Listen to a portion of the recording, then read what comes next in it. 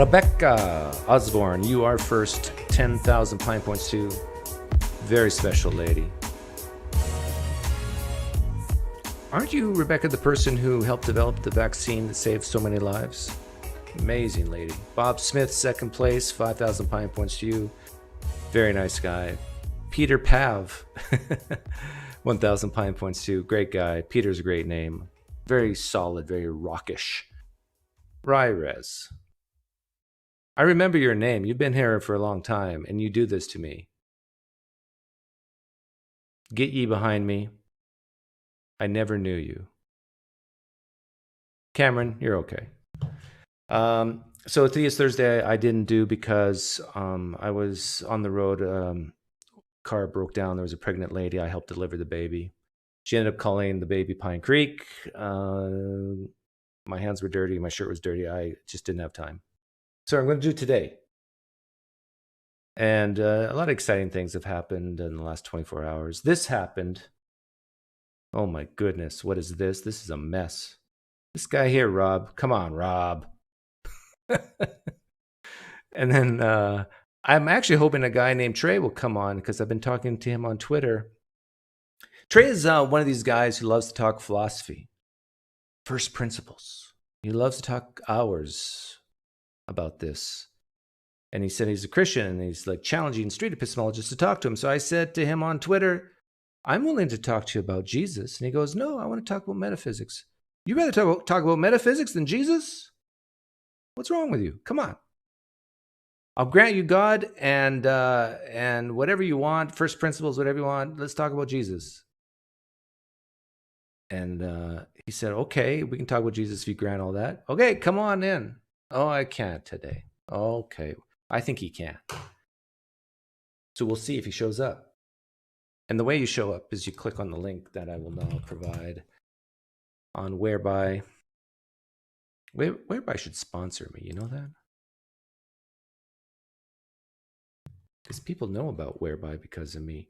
Well, where am I going here? I'm going over here, here, here, and here, and here. This is Myron's job, but he's my worst employee. Is Rebecca constipated? No, no, no. I'm sure the Holy Spirit cures that for her. Was anybody here for that, for this? And saw it yesterday? We talked about whether or not God is in any way, just a smidgen, responsible for evil. And Rebecca could admit it. And Jamie Russell, who's a Christian, could admit it. But this guy, 0%, he said. And I'll play it for you until someone comes in and saves me from this mess of a conversation. It wasn't actually too bad. But if you are a theist and you want to come in and talk, full disclosure, I hate talking about philosophy, but I do it sometimes. It's so much that I hate people of that sort who like to talk about philosophy because they tend to bloviate and use big words. And I'm just a simple country boy. Thank God I'm a country boy. Who's saying that? 1,000 Pine Points. Thank God I'm a country boy. That line. Who sings? Do I even know the answer? I think I do. Danny and Doug ganging up on the poor Christians to great effect. Yeah, I tell you, Danny was on his game yesterday. Danny was on it. He even spouted scripture better than me, I think. I mean, excellent, Danny. Which is so ironic how well we worked together yesterday because our very first meeting was horrible. It was John Dever is correct. Who was first? Now I got to make sure I get this right. Metal Theologian, I think you're the first one to answer. Yes, I think I'm right. Metal Theologian, 1,000 Pine Points to you, John Denver. Sang music in the 70s. I think he stopped in the 80s, maybe early 80s. He had such a sweet, sweet look and a sweet, sweet voice. But unfortunately, he wore sandals, ate granola, and hugged trees. But he was a great singer. Thanks for the donation, Joshua. How's your diet going? Did you take my advice on only record new lows and don't worry about plateauing?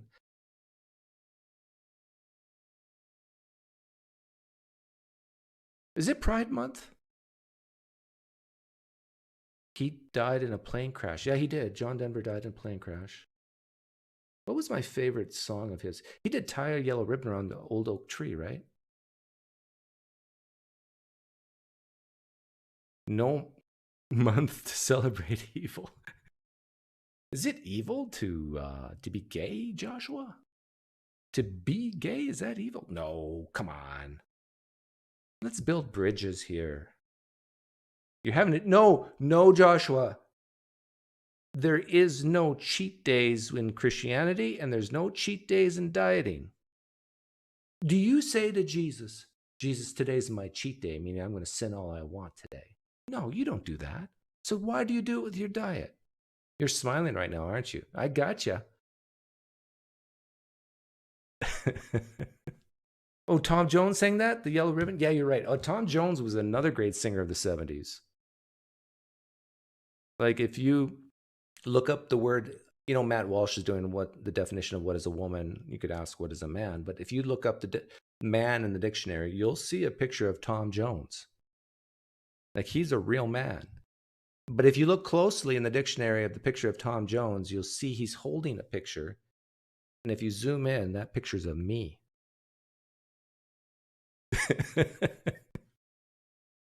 Oh, we don't know. Let's. Why are we talking about this? Let's talk about stuff that matters, like God. Non-omni category, but of just pain and suffering and death and evil, and maybe it's better joining into the system and bringing it to his level. So, what percentage of responsibility would you put on God for evil? 0. Yeah. This is what prompted an hour-long discussion. I think it's close to an hour. What percentage of responsibility do you put on God for evil? And he says 0. Now, keep in mind, Rob is a person who does believe in the omniscience of God, the omnipotence of God, and the free will of God. We established that throughout this conversation. I, for the life of me, cannot see how you can assign 0 responsibility for God for evil if you believe those 3 things. How's my audio, by the way?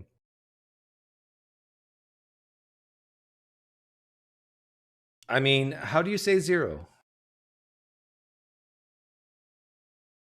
When you admit that there'd be no sin or evil if God didn't create.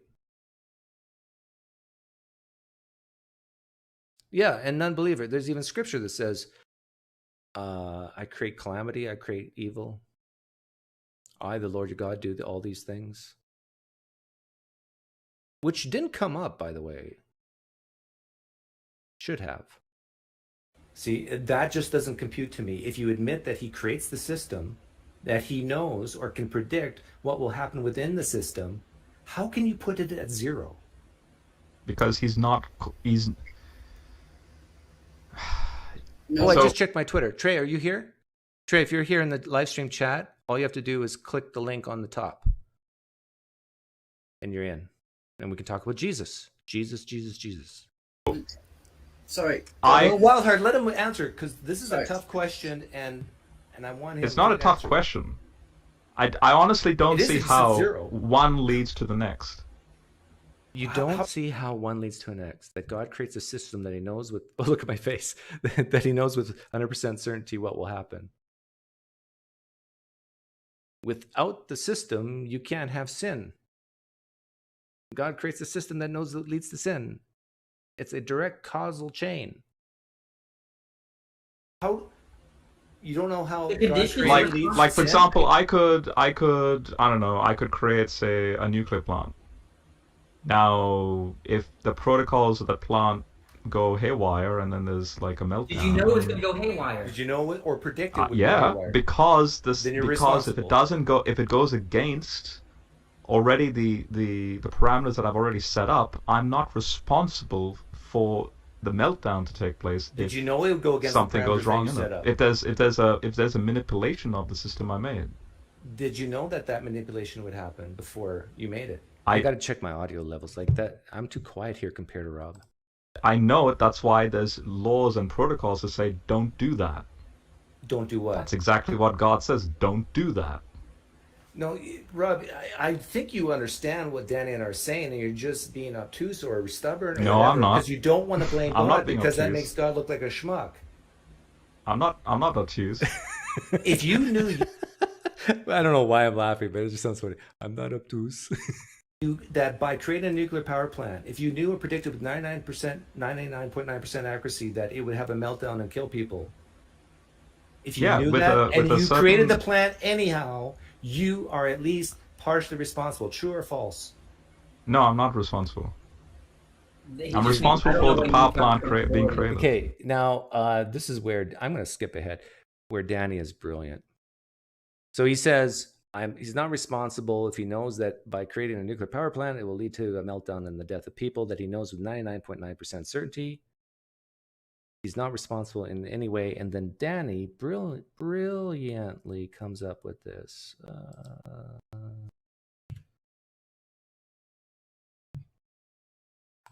Responsibility. It could be for good reasons or bad reasons, but I'm still responsible. Here's a good one. Did David kill Bathsheba's husband? Yes. Okay, but you see, he wasn't the actual one that took the spear and jabbed it in his right. What David did was he knew that if I send him to battle in the front, he will die. And the thing is that his intention brought about those state of affairs, and he knew it was, even though... Okay, confirm. Janati says, make me a moderator. You're banned for life.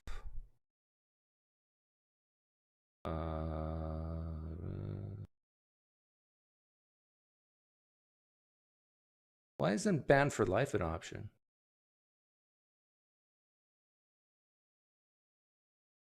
It was some other guy that... That's a good example. He didn't murder but him, but responsible.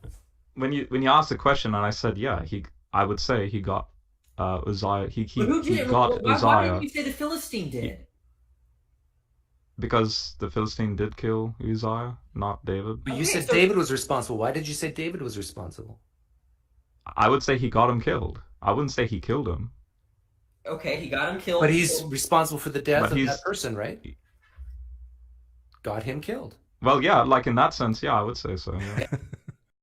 And some of you dirty atheists don't even know the story, but basically, King David saw this beautiful woman, very curvy. Bathsheba looked like Raquel Welch.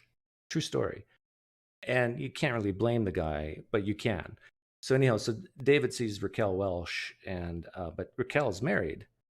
And so the way he fixes this situation is he sends out her husband to the front lines, knowing with a high degree of probability that he will die, if not certainly die, so he can marry Bathsheba.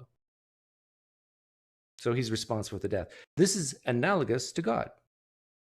God might not cause Joshua to have his cheat sin day, but he established a system where he knew that on June 18th, Joshua would sin. So in that sense, he's responsible like King David. That's the same sense that we're talking just be about. Consistent. Yeah, but the intentions come into play there too, right? Somewhat. Yeah, there are multiple. That's fine. We can factor multiple intentions, but it's in the same. Oh, sorry, I think it's Uriah, not Uzziah. Sorry. In the same way that David knew that if he sent Uzziah or Uriah to battle, that he would die, and he's responsible for that because he knew it would. We're saying God is, in the same sense, responsible. We're not really inserting culpability or whether God did something right or wrong just yet. We're just saying that in the same way that God said, well, if I bring about this world where all these people are doing stuff, there's going to be a lot of sin. And so if he brought about that world, then he's responsible for that sin. And the thing is, a lot of Christians admit to this. Rebecca admits to it here. And I remember hearing even the guys at Trinity Radio, they admit this, that in the sense that God created the system that leads to sin, he is responsible. The buck stops at the top. I feel like they've actually made a pretty good point here, Rob. I mean, what is it that you're? I don't know. I feel like I'm ready to concede that God has some responsibility for it. I told you to switch to Calvinism. What is holding you back? What? I said you're becoming more Calvinistic. Is he culpable though?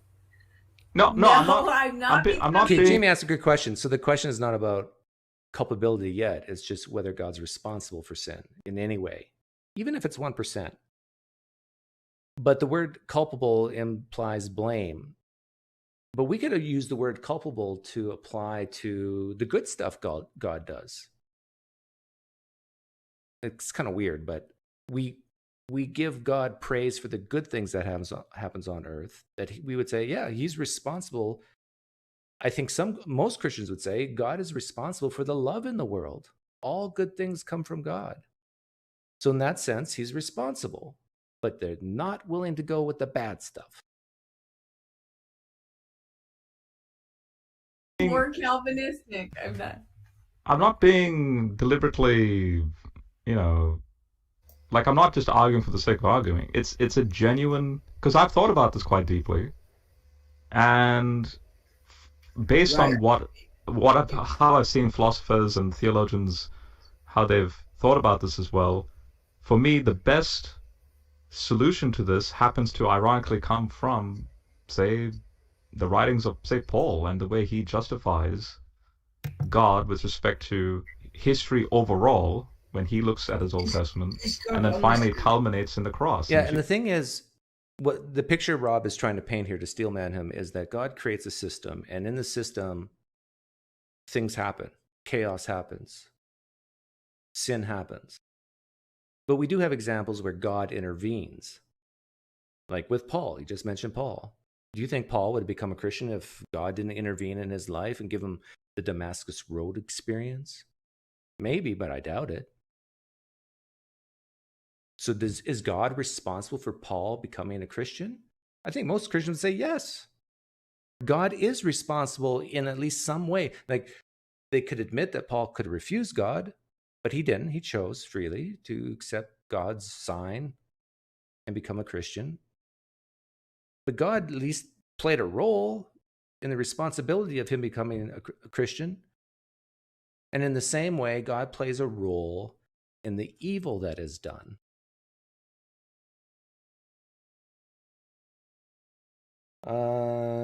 What is this? Oh, a gun analogy. Yeah, I tried this. It fell flat, I think, for Rob, but I think everything was going to fall flat with Rob.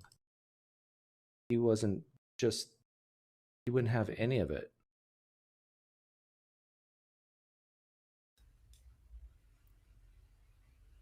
If you create a gun, and what was the other one? I create a gun. I give it to you. And I know with 100% certainty that you will use that gun to kill Danny. Question, am I in any way responsible for Danny's death? Does the gun have free will? You're not responsible for Danny's death. I am. Am I? I'm not. I'm 0% responsible. You just have full knowledge. You just have full knowledge of me that I'll kill Danny. No. I gave you the gun. Yeah. That you used to shoot Danny, and if I didn't give you the gun, did you in any way cause me to kill Danny? I gave you the gun that I knew with 100% certainty that you would use to kill Danny. Am I at least 1% responsible? Who's the one shooting the gun? You. Who's killing Danny? Guys, we're going around in circles, and Jamie has some. You're not responsible, Doug. I am. Yeah, the thing is, yes, you're responsible if you take that gun and kill Danny. I don't know why I wanted Danny dead so badly. But in this thought experiment, the difference is you have this foreknowledge of what will happen, like God does, like what most theists believe God does. And that's the key point. That if God knows what will happen before it happens, and he can stop it and chooses not to, he has at least 1% responsibility. There's that great movie Inglourious Bastards in the scene of Colonel, what's his name, sitting with Brad Pitt's character and some other no-name actor's character. and says, hey, I know you guys planted bombs in this theater with Hitler in there.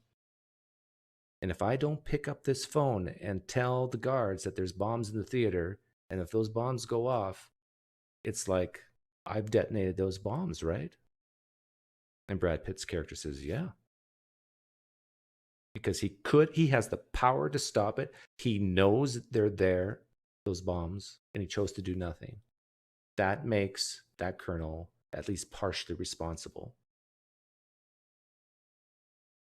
The point is that Doug is not responsible for pulling the trigger. You are, right? But he is responsible for bringing about the event in which your death, right? With 100% certainty.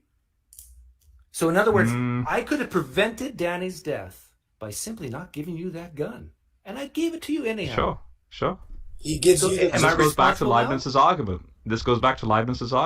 That it is an inevitability for reality to be like this, Danny? in light of God's creating choice. Let's get rid of the word responsibility. What would you think of me if I knew with 100% certainty that if I gave you this gun, you would shoot Danny, and I gave you the gun anyhow? And if I don't give you the gun, you wouldn't shoot Danny, and Danny would live. What would you think of me if I gave you that gun? I would consider you as irresponsible. Yes! And that's God. Irresponsible. No, he's not. No, he's not. If I give a gun knowing with 100% certainty that someone will use it to kill someone, am I, without using the word responsibility, although Rob did, what would you think of me? That would be irresponsible. So if God creates a world where he knows with 100% certainty that murders, rapes will happen, tsunamis happen, sin happens, and he does it anyway, what do you make of God? That would be irresponsible. How can you say it's irresponsible for me, the gun creator, but not for the universe creator God?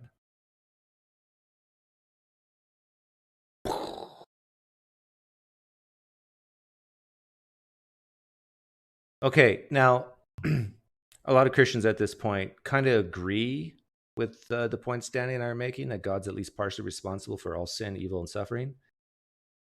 But they say the argument would be that it's worth it because of the cross. And so we tackle that next. And it I think we need to get right to the root of the model. So Danny, I'm interested to hear your honest thoughts on this. Like, when Leibniz makes that argument, if that is reality, if that is the answer to why the way things are, why the universe is the way it is, that sort of stuff. What's your reflection or reaction to that? Do you find that as beautiful? Do you find that as I still have questions? Freely speaking, you can come on right now. Don't ask me when my next show is. Don't ever ask me that, because I do not schedule my shows. I do not let this YouTube channel control me. I control it. So I fly from the seat of my pants. Got it? So come in right now, or just get lucky and come in the future. Like, in other words, the cross and resurrection and theosis, all of that is the end goal, is the responsibility. I'm going to tell you what I think, and I'm not going to get very philosophical. I'm going to tell you what I think in a not very rigorous way. To me, what this sounds like is like if I wanted to cut someone only to sew them up, right? That's how I feel like, right? That's feel like what you're saying. And look, if that's fine, if that's your model, but then you just can't. By the way, Danny, it was spot on here. This is the Christian message. God created a universe where he knew people would disappoint him, and he had a plan in place for that, and that's the cross. For atheists like Danny and I, that sounds exactly like creating a situation where someone will be cut, and you're the suture surgeon coming in to bandage you up. Because nobody would be cut if they're not put in that situation. There would be no sin if God didn't create. But he created, knowing that sin would happen, because he has a plan of salvation for that sin. If there was no sin, the cross is not needed.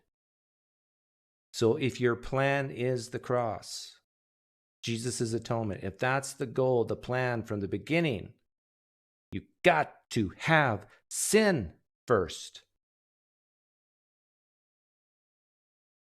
That's a huge plot hole in Christianity. That's like, this is why I like asking the question, is God okay with just a little bit of sin? Well, if his goal was the cross, yes, he is okay with sin because he needs sin in order to reveal himself in the person of Jesus. Deny, I think. I know you don't feel that way, but I didn't want to get philosophical. Danny's exactly right. With the that analogy. cutting and the sewing is not is like, that is not even the difference between, say, the resurrection. Hey, made by Jim Bob. I like reading out comments on my live stream if you're new here. PineCreek, isn't that the same as you bringing your kids into the world where you know suffering will occur and they would disappoint you, yet you're there for them when they fall? I get this question a billion times, Jim Bob. And here's what I say. If I knew with 100% certainty that my child would be born and have the worst possible suffering conceivable, then no, I would not bring them into the world if I had that choice. Now, that's akin to hell. Now, even if you don't want to go that far with hell, you can talk about a gratuitous type of suffering that doesn't last forever, but maybe like a big chunk of their life. Like, I know that my children will suffer at some point in their life, but there comes a point that if you have this foreknowledge of how bad it will be, I would say you would be immoral as a parent to bring those children in the world. In other words, you see the pictures of the people starving in Africa and women starving in Africa, and they're pregnant.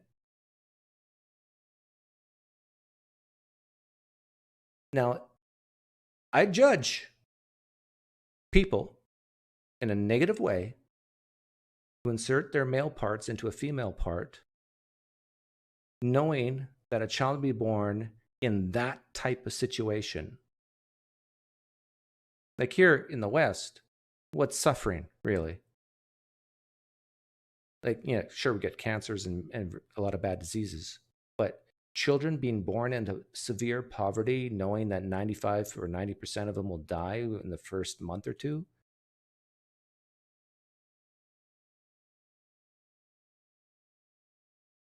I would say that those people are being immoral by having coitus. Now, whether they have actually even the knowledge that what they're doing, I don't know. They have to. The defeat of death. No, but Rob, listen. And the defeat of the grave. I wrote down exactly what you said. The cross is the end goal. The cross is is God's only self-justification for why the world is the way it is. So if the cross was the goal, the cross is the self-justification of why the world is the way it is. Yeah, see, that goes exactly with what I was saying. You need sin in order to justify the cross. That's what Rob's saying here. Could that goal be achieved without sin and all the bad stuff? No, because sin is so natural to the system. So sin was the goal, so the cross could come. No, sin is not. Oh my gosh, Doug. In a way, determinism smuggled in. I'm sorry, it is. If you admit that the goal, Rob, listen to me. I know I phrase things in a way that sounds harsh, but the root of what I'm saying is true. Because I asked you if the cross is the goal. Steelman the model. What is the model? What is the biblical model? You're saying that this is what I'm getting from you. If the cross is the end goal, the cross makes everything right. And so, no. Well, then not making everything right. What is the? Because I use the phrase true creation model, right? Or fulfilled, or no. And the second creation model, you're thinking about the afterlife. Yeah.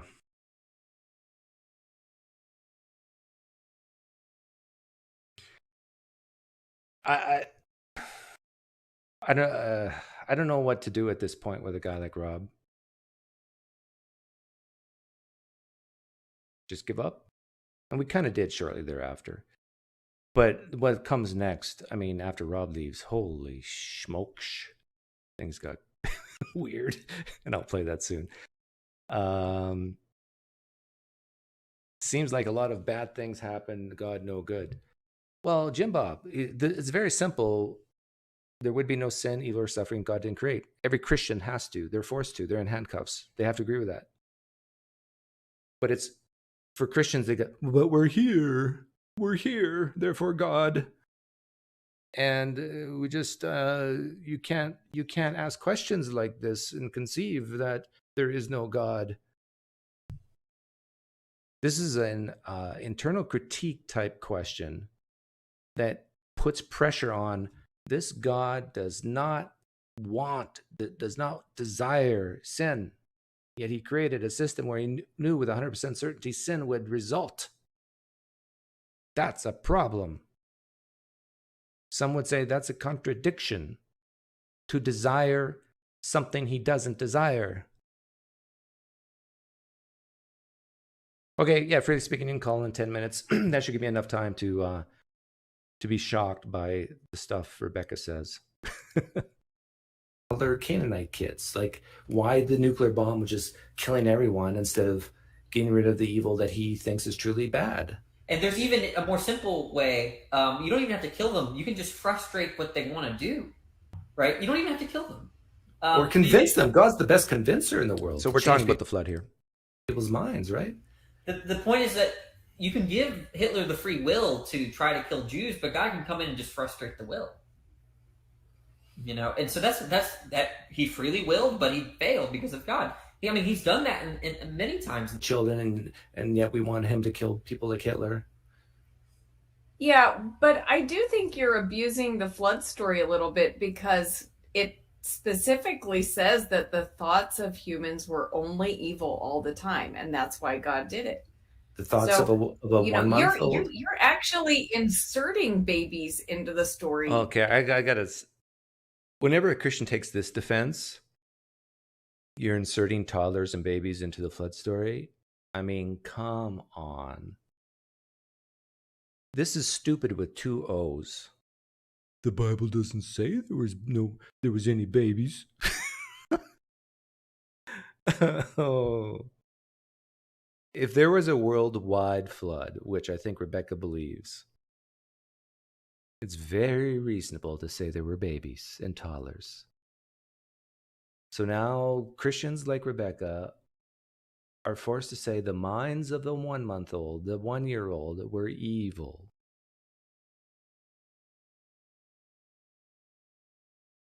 Is that really the way you want to go, Rebecca? And maybe there weren't babies, or maybe there, I mean, Rebecca, when I hear that, I just think this is totally ridiculous. If you're imagining 1 million people on the planet, which is low, it's probably more than 1 million people back then on the planet, you're saying that it's a possibility that there's no babies? I'm not saying that. I'm saying, well, look. I'm not saying that that's my way of thinking about it. It's not. I think there were babies. Okay. But I also believe people have to care for babies, and if God knows the hearts of humans, he knows that. Oh no, yeah. Why couldn't God take care of the babies? God is the perfect babysitter. I know this because, like, when I was a Christian, I left some of my nephews and nieces at God's house. He did a great job. They watched SpongeBob Pants. Particular. I'm not saying that God should have kept them alive. I'm saying poof them out of existence and not drown them. Well, you don't know the conditions of the drowning either. You don't know. Maybe he knocked them all unconscious before they... Maybe God knocked the toddlers unconscious and then drowned them. You don't know that didn't happen. This is like a Breaking Bad scene or something. I don't know. They drown. Okay, but now you're importing things in the text to make, I think, your conscience feel better. No, I'm not, though. That's the thing. I have no bad feelings about God drowning babies. You've tried. No bad feelings about God drowning babies. No, not one. No, not one. Hang on, boot the doors. Let me play a little more of this. Like, I have no bad feelings about that. It's fine with me. What? But no, yes. Rebecca, don't say that. You have no bad feelings about babies drowning? Y'all, she said this before. Look, that story does not bother me. I understand why it bothers you. But what I'm saying is, you're saying I'm inserting things into the text. I don't need to insert things in. I'm only trying to give possibilities because it bothers you so much. She's giving these excuses so I can feel better about God. I appreciate that, Rebecca. You know what, Rebecca? I find it hard to It believe looks that. like you're really concerned about me. Wait, It looks like you're really concerned. Well, you sound about like a me. psychopath, Rebecca. PineCreek, what if those are? Could she say that those are basically Hitler babies? Like they're just gonna turn out really bad. Well, no, but that's irrelevant because I'm saying go ahead and get rid of them, but drowning? Oh, for like Hitler, if you're killing Hitler, why not poof rather than drown? Yeah. Okay. So Rebecca, you have a son. Imagine your son. Yeah, So let me tell the Christians here the reason why the text says drowning and not other stuff. Because other ancient Near East cultures had similar stories, and the authors of the biblical texts borrowed from them. And it makes for a more dramatic scene, and God knew that there'd be movies made, and it's more exciting. Although Thanos was exciting, and that was kind of like a poof. So maybe I'll take that back. Either way, he could have made a movie out of it. So God was thinking of like copyright and licensing fees and that sort of thing when he was writing. 1 month old. Are you there? Yeah. Yeah. Now, you said you had no problem with God drowning babies, yes? I have no problem with I make it personal. Okay. God comes down to you and says, Rebecca, I'm going to kill your 1 month son. And I'm going to give you two options, drowning or poofing. What do you say? Well, I definitely want to poof him. Why definitely? Because you have a problem with drowning. But what I mean is, when I say I have no problem with the flood, I have no problem with God's choices. Like, I recognize that he's God. And so I do not believe you. If I was coming to that story, or actually, I don't know if that story would bother me, because it's, like I said, that one, it has an explanation. Hearts were evil all the time, but like if I was coming to certain things in the Bible, I would have a hard time with it if I didn't know God. Oh, but if you were because there I on do Noah's know Ark, if you were there on Noah's Ark looking at the drowned babies, she knows God, so she doesn't have a problem with it.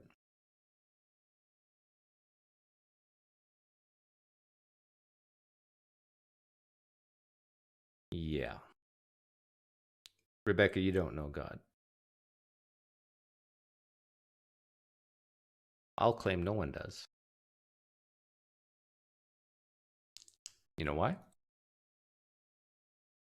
doesn't exist. When you're in your quiet time, you think of this Jesus of the New Testament that I just talked about. Am I right or am I wrong? So this is on the topic of knowing God. Well, you're right about, me focusing more on, these, images of Jesus as loving but I mean, when I read the flood story, I feel the same way as when I read the. Dustin, aren't you paying attention? Yes, she would be okay with God drowning her baby right in front of her. Although I bring that exact thing up right here. Listen. Kind and loving Jesus who's reaching out to sinners. Really? But yeah. To be honest, PineCreek, I don't think I'm reading. What's that? I don't think you're in a minority for that. When I read the flood story, I'm like, the thing is, it feels right and good, and it. But when I was a Christian and reading the flood story, it almost was exactly like it's taught in Sunday school. You mentioned that the big boat and the giraffe head popping out. It doesn't really impact you in reality. But if you were in church just before worship service, and part of the worship service was to recreate the flood story, and if the pastor said, hey, God told me directly it's okay to do this, just like they recreate the crucifixion story, and they actually took a baby and pressed the head of the baby under the water until it drowned and died, and then said, okay, now let's worship Jesus for what he did back in Genesis. You would not worship Jesus after that.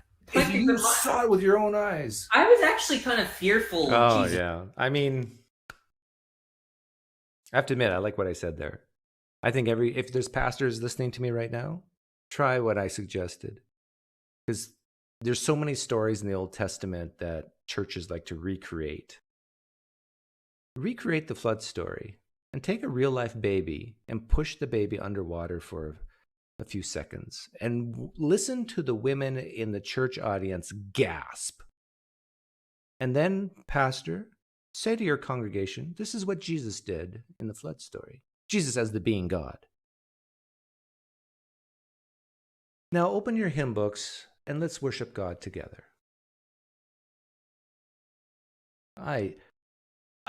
If any pastor does that, I'll give you 100,000 Pine points. And send me video footage of it. Oh, that would be so great. Now, I should mention that some churches do this already, and it's called infant baptism. And some of that's pretty scary, too. Just as a Christian, though, I didn't really take him to be this all-loving, like... I mean, he says some scary shit. Okay? Danny, watch your language. This is a Christian channel. Not mine, Rebecca's. And you use such vulgarity. You know, you're better looking than me, Danny, but I have more tact. Okay, I came up with a new thought experiment last night for Rebecca. Not in God's eyes, but what if it is? I know how Rob would answer that. What's that? Rob would probably answer that the rape or the child, the horrible stuff, it's got to happen because the whole story is about Jesus redeeming us, right? Is that a fair characterization? Yeah, Jesus didn't have to come if there was no sin. Mm-hmm. I think God would be happy if no one sinned. Isn't that an original plan? No, the plan was the cross, Rob said. So you need sin in order to get Jesus here. I mean, a world without so sin sounds boring. Really tempting, huh? Did he have to make that tree really tempting? Oh, that fruit looks so juicy. All right. Well, anyway, guys, this has been a really good conversation. Thank you so much. Yeah, sorry for breaking up. I think it's time for bed now. What? I actually have to be really careful now on other Did I miss streams. it? I don't know where it is. But the thought experiment I gave Rebecca was, imagine that the only sin available to humans was child rape, pedophilia, child rape. So whenever a human sins, it's that sin. And the question to Rebecca was, would you rather have that sin so Jesus could come and reveal himself in all his glory through the atonement of the cross? Or would you rather have no sin and no Jesus revealing himself in his glory on the cross? What was her answer? I think she just laughed it off. Said it was a horrible thing. Okay, someone was waiting. Sorry.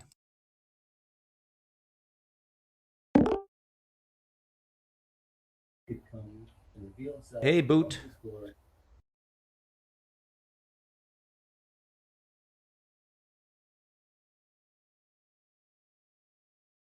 I'm doing well. What's up with you? Oh, I just wanted to comment because I noticed the 4 people that you had in that studio with you. Rebecca, Bread of Death. Jamie Russell was in there. He's Seventh-day Adventist. Rob Rowe is about as toxic as they come. He's a theistic evolutionist. I wouldn't give him the time of day for his opinion.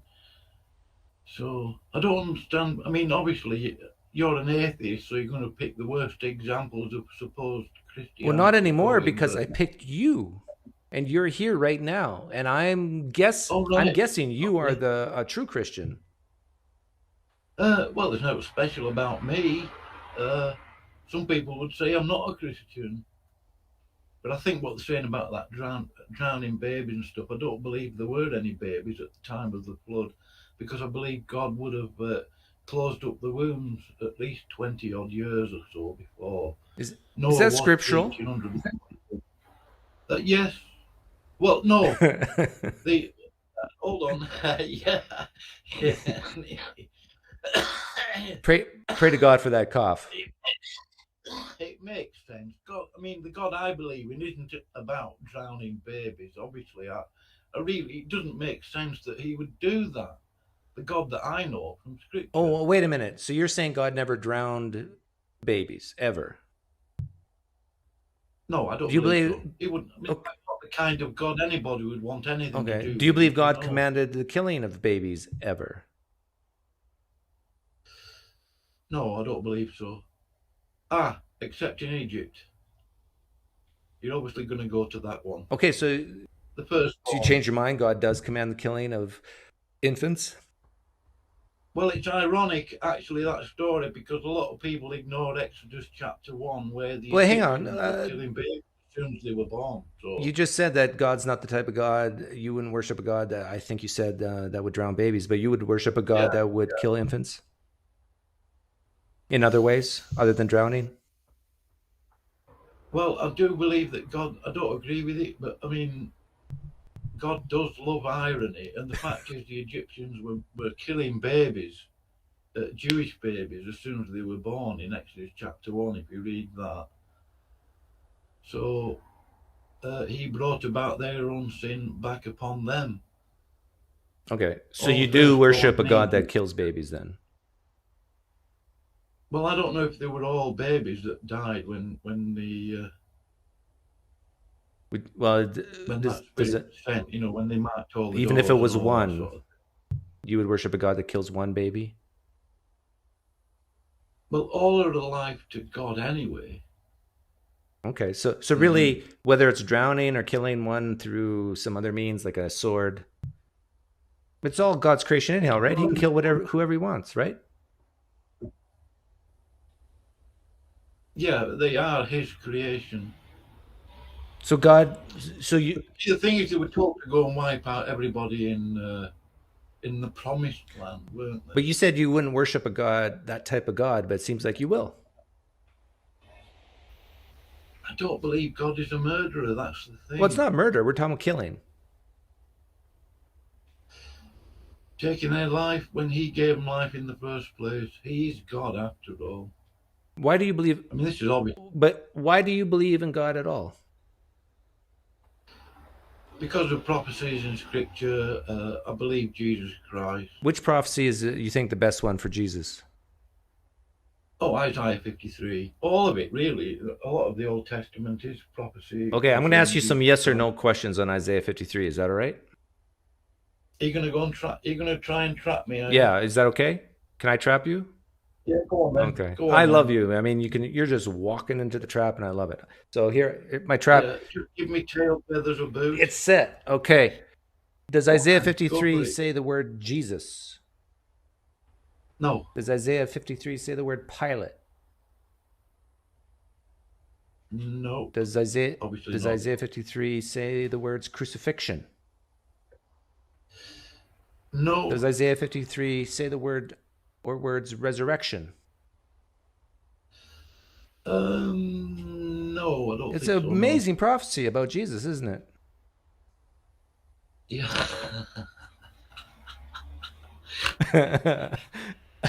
I like you, Boot. Yeah, I mean, you walked into that trap. Yeah, I know you do, because I'm probably easy fodder for you.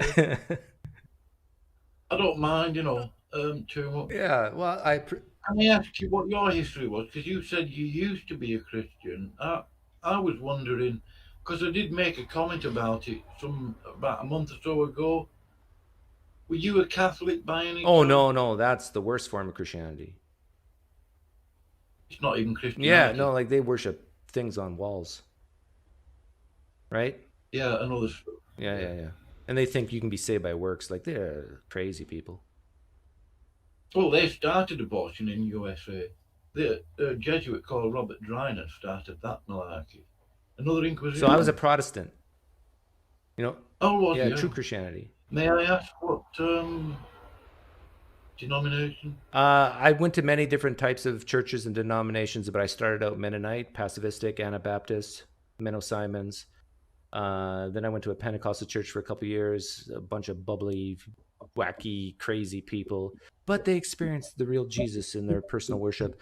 And then I went to a seeker-sensitive Willow Creek model for a few years, where the goal was to I've heard of Willow Creek. what?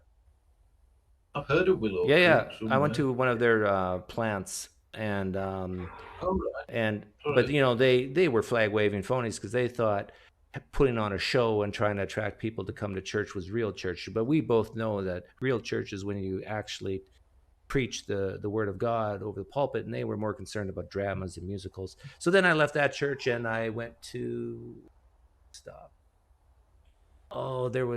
I spent many years, I'd say 4 years, in a Calvary chapel, the same church as Mike Winger, if you know him. Not the same exact church, but the same denomination. He's on YouTube, isn't he? Yeah.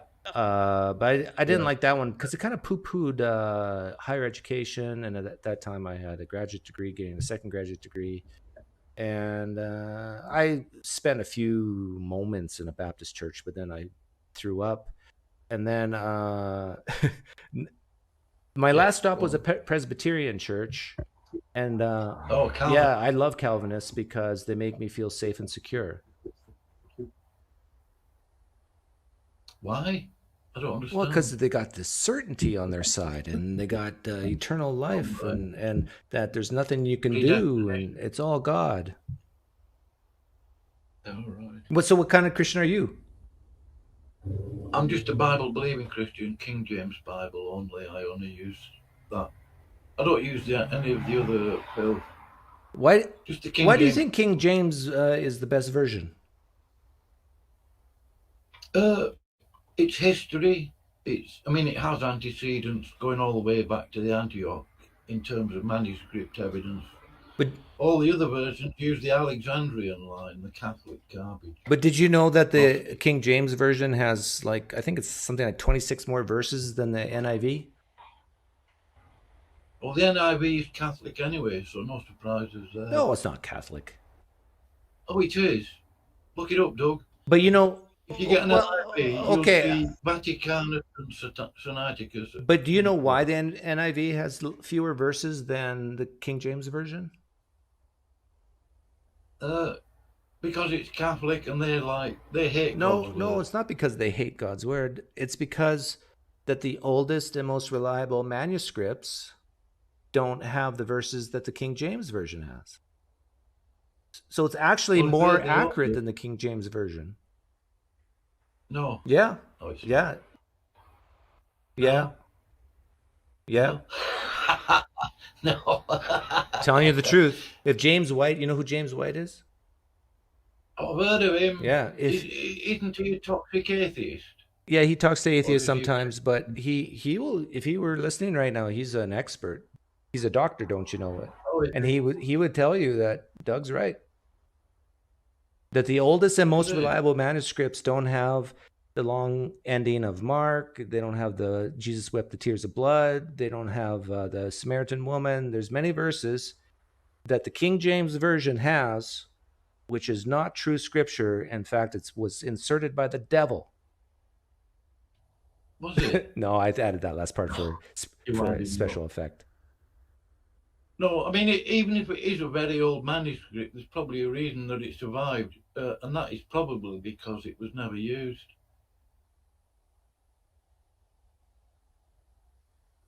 What? Yeah. No, say what you just said again. Well, when the Gospels were written, yeah, and I'm thinking along the Antioch line of manuscripts, not the Alexandrian, they would have had to, they would have worn them out because of the amount of times that they read them. They would have had to get an amanuensis to copy the text again because their manuscripts would have worn out that Paul wrote to them, the original. We don't have the original. That's too bad, right? So, but those manuscripts that the Vatican say they had. Why do you think we don't have the originals? Well, they got worn out. But why didn't God preserve them miraculously? He could have done, but His word has been preserved, as Jesus said He would do, and He's done that wonderfully in the King James Bible. But not the actual text, not the actual first text not the actual handwritten Yeah. thingy. I can't remember what the proper name for that is. Why do you think, like, if God can raise his son from the dead, why can't he preserve some documents? He could But have he done. chose not to. Like, isn't that weird? I don't know if he made a decision not to. Didn't he foresee that some people would have disputes, like King James over NIV? We could clear all this up if God preserved the originals. Yeah, I suppose, but I think a lot of it is about relying on the integrity and the ability of Jesus Christ to preserve the text through people, through the apostles People are and fallible, the disciples. right? Yes, they are. Everybody is. Do you think Even you do you think the gospel authors were fallible when they wrote the text? They were given the text by the Holy Spirit to write. So in that sense, no, but they were sinners Right. who believed in But Lord in that Jesus moment in Christ. history, you believe that those gospel authors were infallible. They were inspired by the Holy Spirit.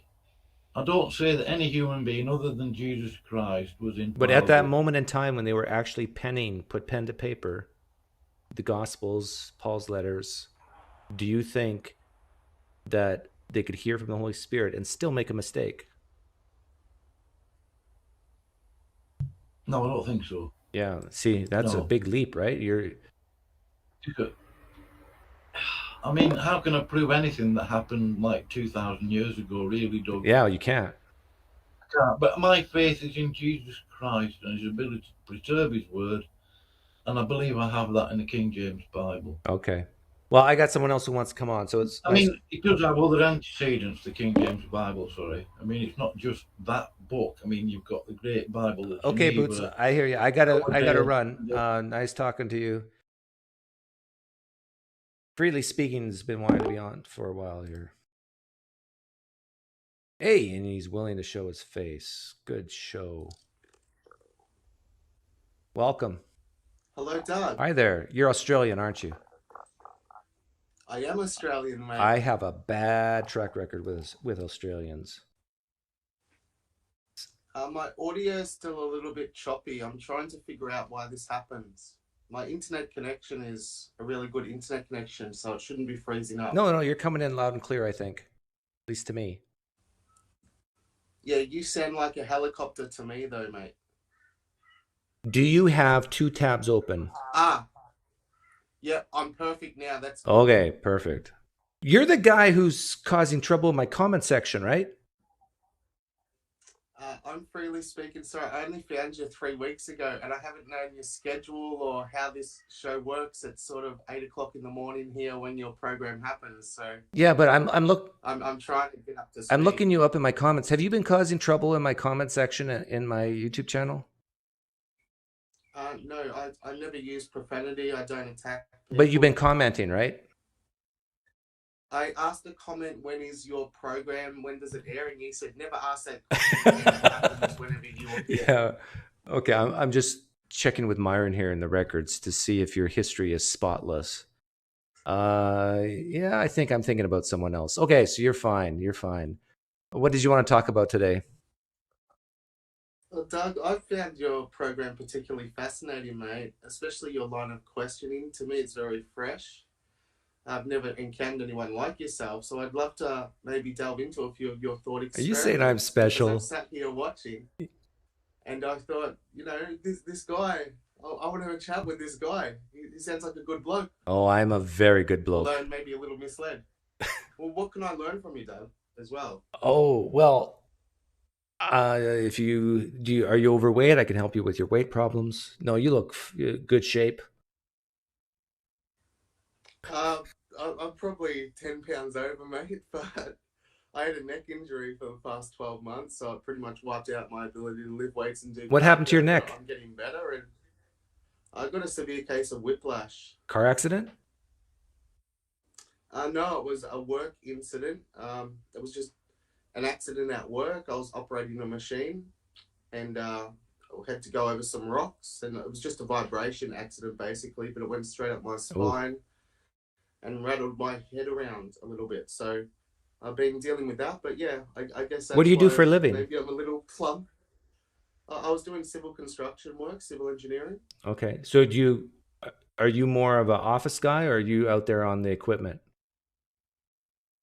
I like to do both. I'm quite happy to be inside the office and overseeing project stuff and doing delegation type of work.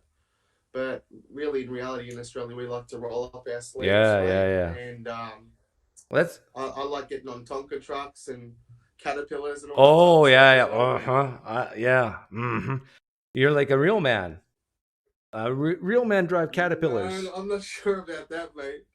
A real man is a righteous man, isn't he, Doug? Well, a righteous man who drives a Caterpillar, and not a Prius. You know what a Prius is? We do know what a Prius is, mate, but I prefer a Tesla. Oh, Tesla. Yeah, no. Real men drive. They're faster. Real men drive Ford F-150s. Well, we can't get them, mate. We put them on order a year and a half ago, meant to be built in your factory in Detroit, but because of the shortages and the chips they can't get out of Taiwan. How about a Toyota Tundra? You can get a Tundra. No, we can't. We don't have those V8 ones that come here. If we do, we have to import them, and they cost about. What kind of socialist communist country do you live in where you can't get a Tundra or a Ford 150? Like, this is nuts. You're a slave to a country. Go ahead. It's a supply chain issue, mate. But we can get. You can go get a Dodge Ram if you're lucky. If you order it 6 months ahead, and that'll cost you 180,000 Australian. Yeah, I guess Dodge is sort of manly, but not enough. Like, we used to tease Dodge owners when I was a kid. Yeah, we have the smaller Fords readily available here. The pickup trucks. They're called a Ford Ranger. You guys might call it a souped up version is a Ford Raptor, which is a smaller, almost. If a Ford 150 is smaller than an F250, well, the Raptor and Rangers that we get is one step smaller than a 150. No, you got to go big. Go big or go home, I say. You know this as a construction worker, right? You got to have that torque and the pull and the payload. Okay, let's. This is boring stuff. Let's get into Christianity. Can I ask you some speed round questions just to see where you're coming from? Yes, go ahead. Okay. Do you believe that Jesus Christ is God? I believe he is the Son of God, correct? The one in the same part of the Trinity there. Okay, so you're Trinitarian. Do you believe you're saved by grace, works, or both?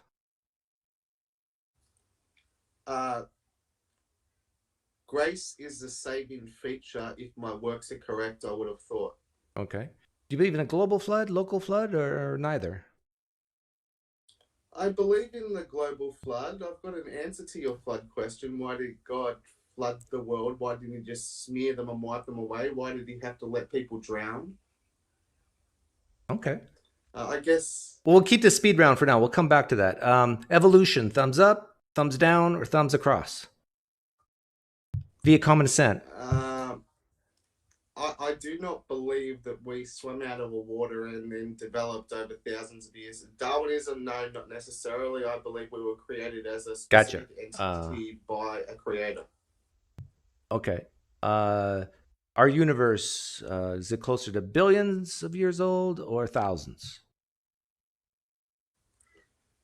I don't even. I can hand on my heart say I don't think we have any concept of time outside of the hours that we operate here on Earth. So whatever's taking place off-world, 1,000 years could be as a day, and one day could be as 1,000 years. It could be billions. The planet Earth. Do you think the planet Earth is closer to billions of years old or thousands?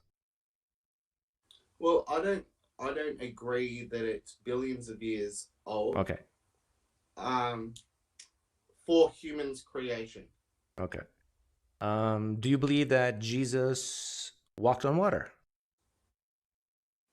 Yes, of course. He's divine. Do you believe Jesus told some spirit or some spirits to go into pigs and they ran off a cliff?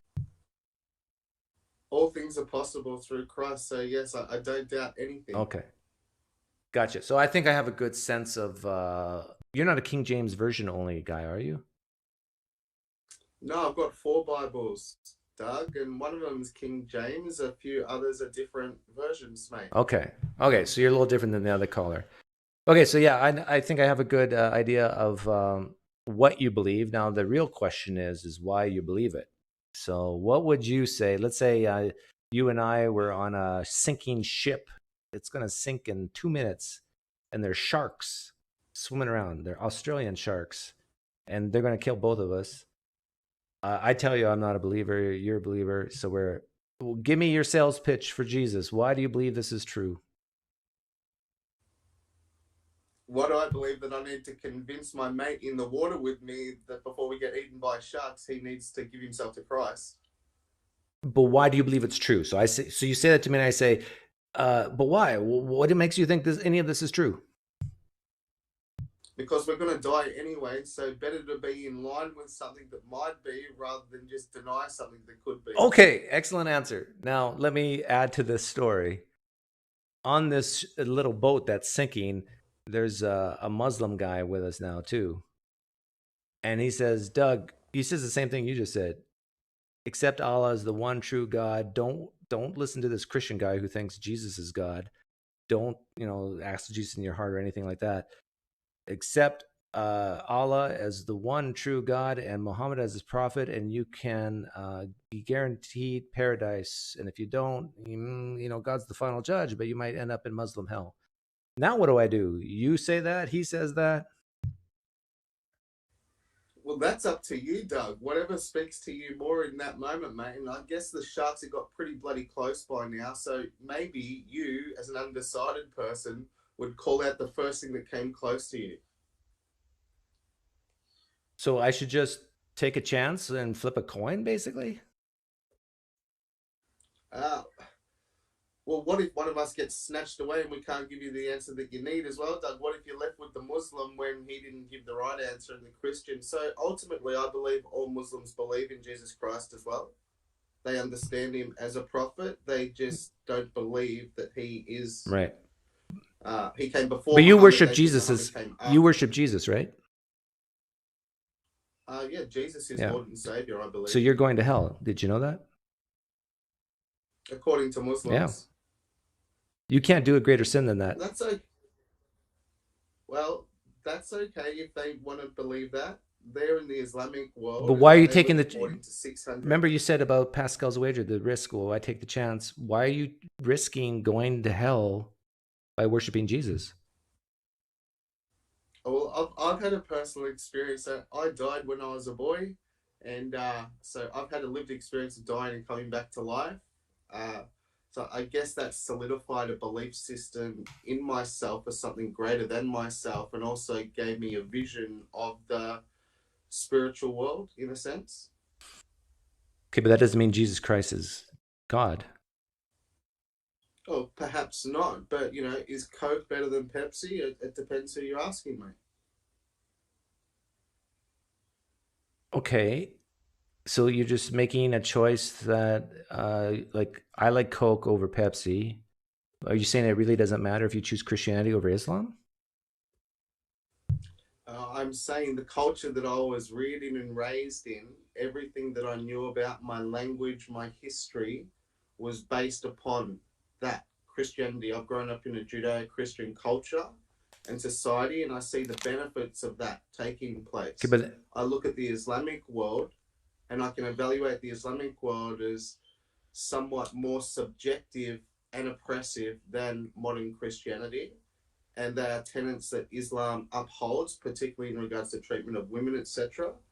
And that might have been the case in the Old Testament. Okay, but everything I understand what you're saying. Everything that you're saying could be true, that Christianity has better effects than Islam. Let's just grant that for the second. That doesn't mean that the core tenets of Christianity is true.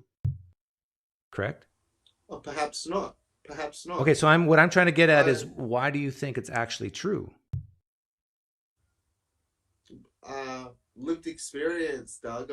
I've had things manifest in my life, and I'm blessed quite often, and I attribute those blessings bestowed on myself as a form of acknowledgement that perhaps the Creator, Jesus, is at work manifesting miracles in people's lives. It's an intuitive thing for myself. I'm not an absolutist where I demand that everyone else also subscribe, because they haven't had the experience that I've had. Now, I can't make sense ordinarily of some of these things that have taken place in my life, short of a presence of Christ or a hand that is laid on my shoulder from somewhere and guides me forward. Doors are opened for me quite regularly, Doug. I'm not just a super lucky person, mate. Like, I'm not after Tats Lotto. I don't need to win those types of things. But when there might be something going on and I need a great deal of luck to be the chosen person, it manifests, mate. For myself. Yeah. The thing is, like, the reason why this is not compelling to me, and you've probably heard this before, is that there's people in other religions who have similar stories, similar experiences, yet they attribute it to something false. And so that, Perhaps. yeah. And so now the question is, how do you know you're not just like those people? That you're attributing it to something false. But we can all be wrong. We can all be wrong, but a broken clock is correct twice a day, mate. So once again, is it a coin? Is it a coin flip? Let me ask you something quickly, Sure. Doug. I sort of think, were languages created so God could protect the truth from a world full of lies? Were languages created to what? To protect? If I ask the question this way, in a world of lies, did God create the languages, the separation of languages, to protect the truth from the lies?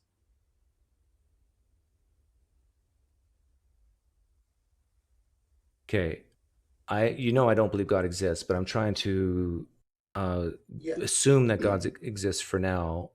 Did God create different languages, to protect the truth from the lies?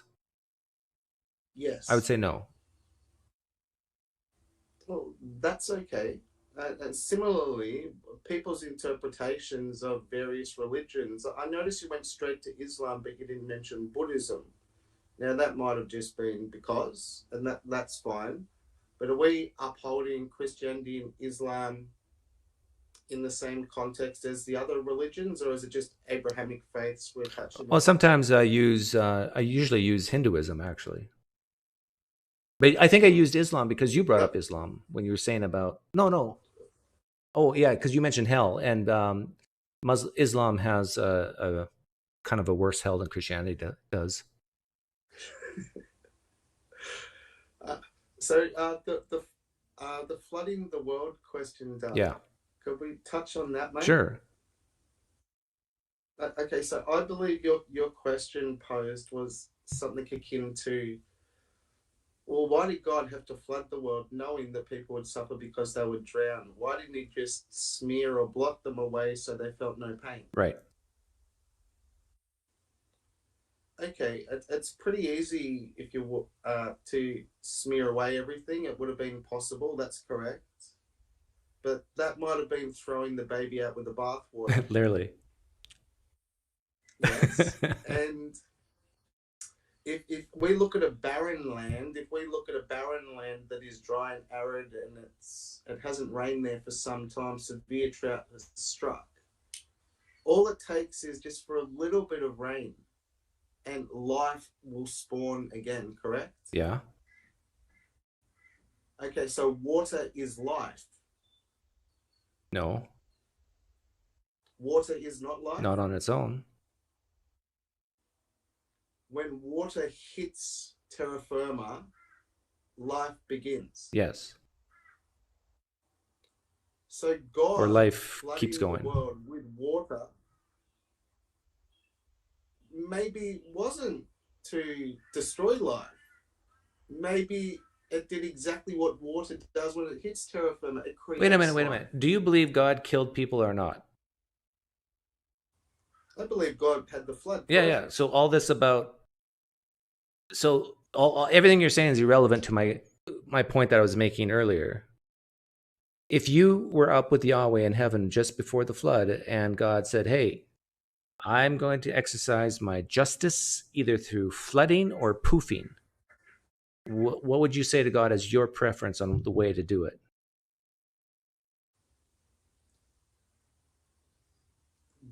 I think God made the decision because God makes decisions that we don't comprehend. But you're up in heaven with Yahweh. He looks at you and gives you Yes. two options. He's giving it. Both are moral and right because he's giving it to you. And he's saying, I don't know what your first name is, but he's saying, freely, should I exercise my justice through poofing or drowning? You say what? Water, certainly. Drowning. If people have to drown, it's terrible, but it's better than just vanishing. Perhaps at least when you're drowning, you get to say goodbye to your loved ones that you're drowning with, Doug. If you're just snatched away and nothing exists any longer, that's an interesting take. You wouldn't have an option. That's an interesting take. You wouldn't have an option to give your loved ones a final. Do you have kids? I'll ask you a question. No. Who's the person? Think about the person you love the most right now on planet Earth. Yes, I am. Is it your wife? Yes. Okay. Your wife's, I'm going to call your wife Karen, okay? Is that all right? Okay. Is her name Karen? No, it's certainly not. But... Or you can give me her name. What's her name? Her name is Shay. Shay? That's a beautiful name. Okay, so God comes down from heaven, and there's no doubt in your mind this is God. Like, this is not the issue. And he says to you freely, I'm going to kill Shay. And you say, why, God, why? He goes, don't you worry. I have morally sufficient reasons, but I have good news for you freely. I'm either going to drown Shay or poof her out of existence sometime tomorrow. What would you choose? And Yahweh says, you get to choose how she goes. What would you say? I think I can still maintain my original view, even though it appears terrible. Why would I wish to drown her and therefore she suffer rather than be puffed away and suffer no pain whatsoever? I would still choose the water, though. You would choose to drown your wife over poofing her? Like, poofing would be like, do you understand what I mean by poof? It's like sort of just vanishing. You don't even see it coming. You don't have to tell your wife. Well, you would want to say goodbye to your wife, but so you're just walking down the street and poof, she's gone. But you rather have her bob her head up and down in water, take in water in her lungs, spit it back out, do that for a few times before she finally loses her energy and drowns. I think that's what happened when we were in the womb before we got born, and perhaps it's a baptism of sorts. Now, are you saying drown, that you'd rather have your wife drown than poof because you're thinking of the flood story and you realize that if you say poof, then you have a problem with of inconsistency with the flooding story? Well, I do recognize that, so I do want to maintain some consistency here. In an ideal situation, of course, I would prefer no pain and I would have her poofed away without dramas. But that is one individual. When we're talking about the flood story, we're talking about the whole... Well, wait a minute. You're saying that you would rather have your wife poofed. Oh, well, if I had the option of either or, in that case, for her. If I was the decision maker. Yeah, you are. If I was the decision maker. Well, it would... It's a difficult question. No, it isn't. I'm not saying... Ask me the question. Well, I don't think... Doug, would you rather have your wife poofed or drowned? Poofed. There, done. See how quick that was? Oh, no.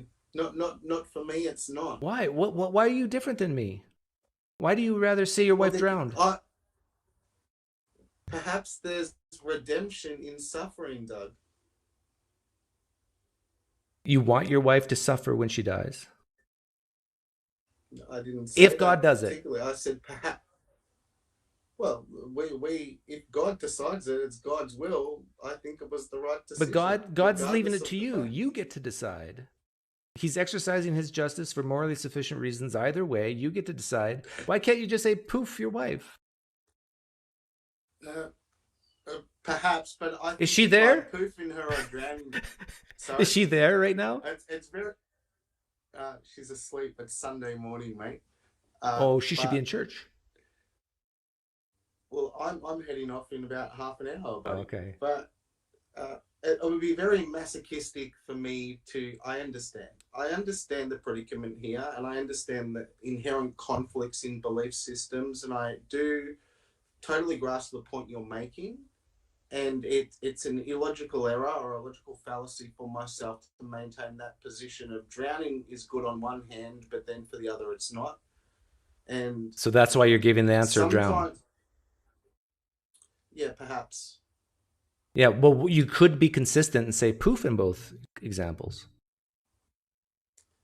Yeah, but then that would negate why I believe that the flood might have been necessary in the first place and why God made that decision, because water brought life to the earth.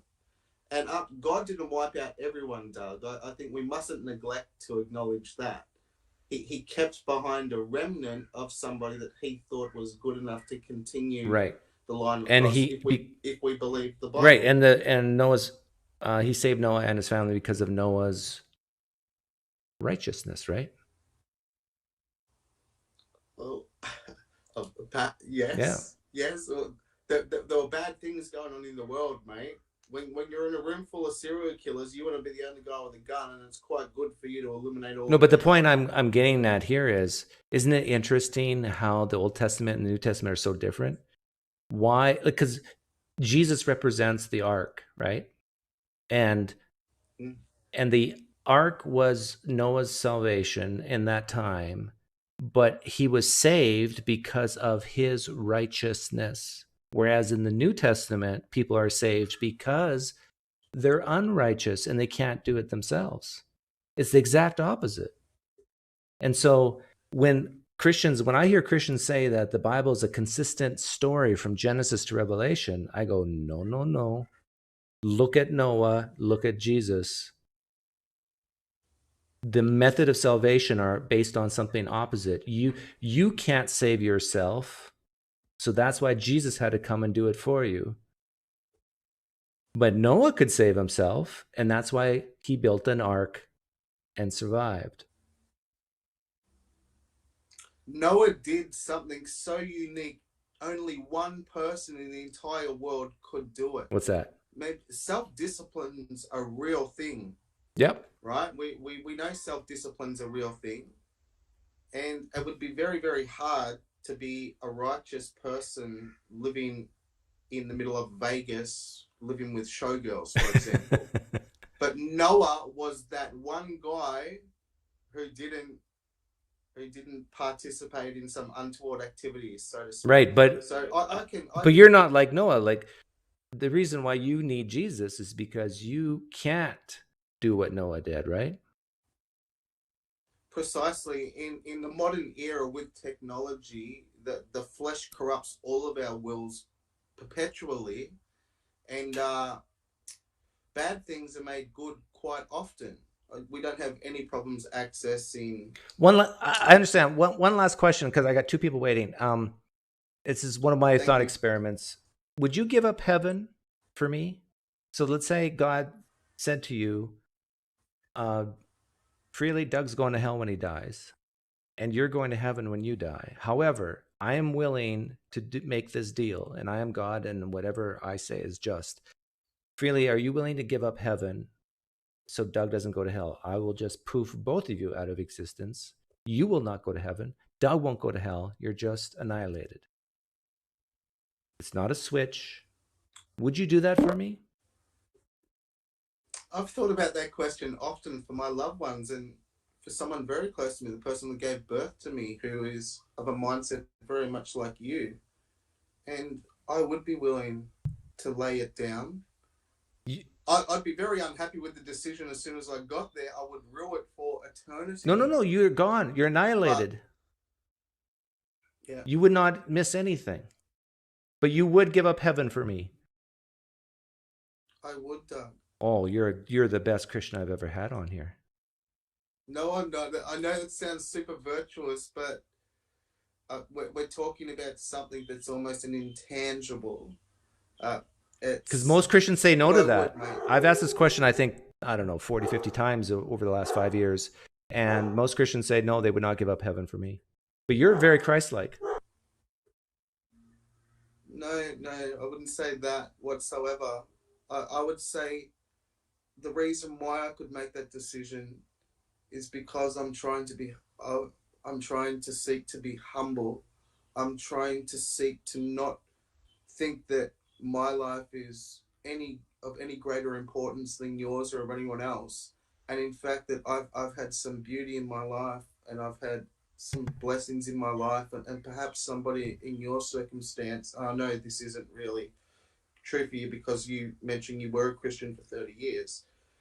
But if somebody didn't know God and rejected God, or maybe someone was abused by the clergy and therefore it separated them from their faith, from God, in that case, I would be humble enough, of course, to lay down my life for an unbeliever. Well, in fact, I if think Christianity that's what we're called to do. if Christianity is true, when I die, when I get to the judgment throne, I'm gonna say, "Hey, Yahweh, can you find Freely?" And Yahweh, who's Freely? He's married to Shay, the woman you drowned.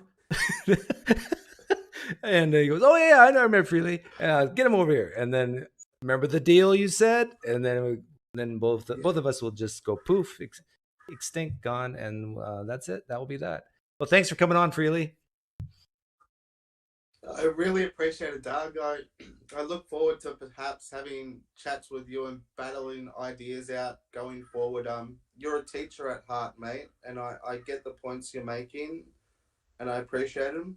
And I think your script is very well thought out. I think you know what you're doing, and I appreciate that, mate, because we should be challenged.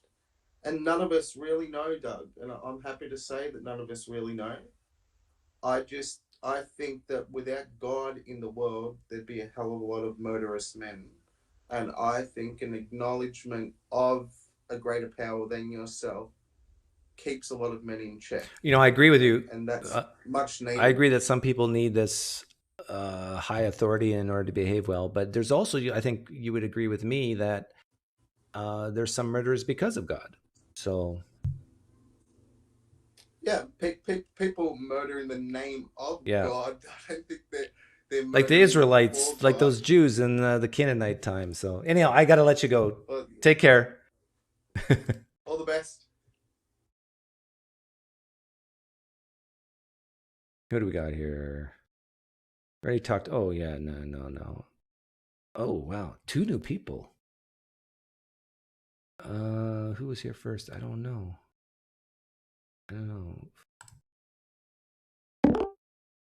Hang on, Valentine. I'll get to you. Like the Israelites, like those. Okay, Valentine. No, Isaiah. You're on. What do we got here? He has his YouTube thing open.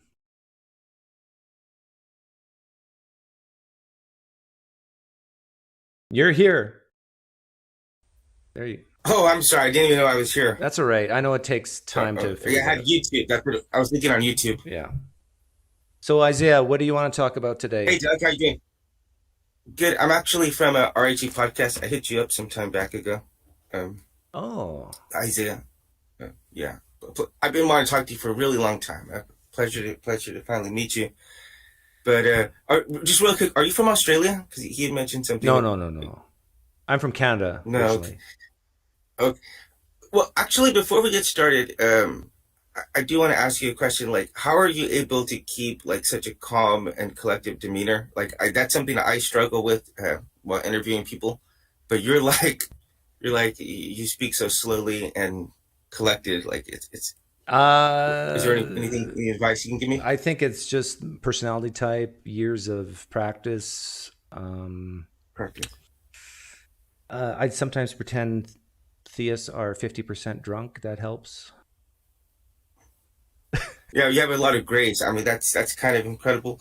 Actually, I do want to ask you though, why do you continually ask the questions you mentioned about being pooped out of existence? But why is that something that you continually discuss with? I do. I mean, I think I probably know reason why, but I'm just curious. Because I'm one of Satan's messengers, and that question, it gets to pitting the believers' moral intuitions against their gods. So that question is designed for the Christians to like be off Yahweh's team for a second. That's interesting. That's an interesting way to put it. I think any Christian who really like, I mean, I don't know, you got to really examine the scriptures and really understand kind of like what our role is here as Christians. And yeah, I think if you ask any sincere Christian, that should be the most natural response. However, I do think that there are a lot of Christians who are very selfish for the reasons that they want to be a Christian. And they actually genuinely enjoy the idea of people going to hell. I mean, it's really disturbing. Yeah. You know? I agree. I've met those people. So you're a Christian then? Yeah, I am a Christian, but I was an atheist for about 10 years myself. So I kind of know both sides of the alley, and the kind of questions you ask are the kind of things that definitely prevented me from being a Christian in the past. I'll say that. Okay, so what you said 10 years? 10 years ago about 10 years. What yeah. happened what happened 10 years ago? So 516 I got it. This looks so weird. I'm seeing this thing. I look like kind of like back. No, it's not back. In 516. It's not backwards. Yeah, 516. It's not backwards. No. Yeah, I look totally. Okay, anyway. Don't worry about it. Yeah. So actually, I mean, there's a lot of stuff happened, but I'll just tell you what happened 5 months before that. Okay, so 5 months before that, I was in Israel. I was living with my girlfriend in Greece, and I was there though, smoking weed, drinking. I got this tattooed on me. This is a North Korean atheistic philosophy, and if you look that up, it literally means self-reliance. So it's I was a very, very strong atheist myself. But 5 months later, I was in my room, and actually Jesus Christ spoke to me. So that totally changed my life. And it's been 8 years. I just celebrated my 8th year. And it's been a long journey, when but you say, I've grown a lot, and I look forward to growing a lot more. When you say Jesus Christ talked to you, what exactly does that mean? Yeah. Okay. Well,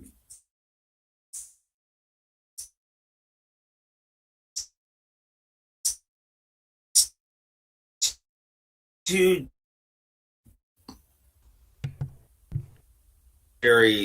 was a point of a lot of trauma coming out of I opened up about a lot of trauma that happened to me as a child to my father, something I'd never told him in my life. And then my father's a minister, and he would naturally always try to say, oh, let me pray for you, et cetera, et cetera. And so when I told him that, I finally said, Dad, I said, as long as I ever live, do not mention the name of Jesus Christ to me. I said, I want you to promise me right now. I had literally called him up like at 4:00 in the morning to like tell him this. And so I said, promise, you know? And so he promised. And then I was literally in my room. And I mean, I will tell you this, I was smoking weed and drinking. And this is a very frequent thing that I did. But yeah, I literally just hear Isaiah, I am God, like audibly. And I jumped across my room. It scared the bejesus out of me or into me. But I literally looked around my room. I'm like, the last thing in the world, I thought that it was actually God, because I thought someone maybe broke into my room. And then as I looked around my room, nothing was in there. I looked into the closet, and I'm thinking, okay, maybe this is God. Who are you? And he says, I am Jesus Christ. Then he wound up telling me a couple of other things, and I literally dropped to my feet and just gave my life over to him. And I said, that was 8 years ago. Okay, let's say. So I know that's crazy, and I know most people would say you probably hallucinated it or it was the weed, but I mean, it's definitely not good. But good. Okay, we have a huge delay, so I'm not sure if this is going to work. But and you were roboting a bit. I live in South Korea. But what would be the second best explanation? So let's say God exists, but he told me that he wasn't there that night. He had nothing to do with that. What would you explain? What happened? The second what? Yeah, this is not going to work. Isaiah, this is not going to work because your internet connection is not good. You know, if you can talk for 1 second, I can probably hook up my landline. Okay, hook up your landline. And I'm actually going to use the restroom while you do that. I'm going to mute him here. I don't know.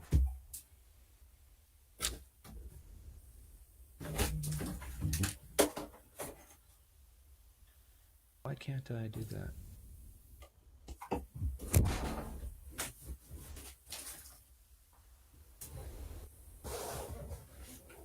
Is it hooked up now? No, not yet. I'm hooking it up. Okay. I'm going to leave it. I'll just come right back if I get it fixed. If not, then just go on. Yeah, try refreshing too.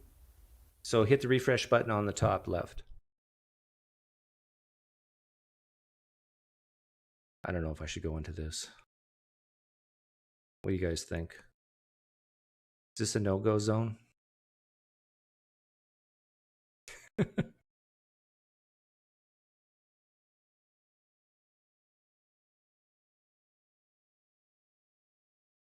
I think this is a no-go zone.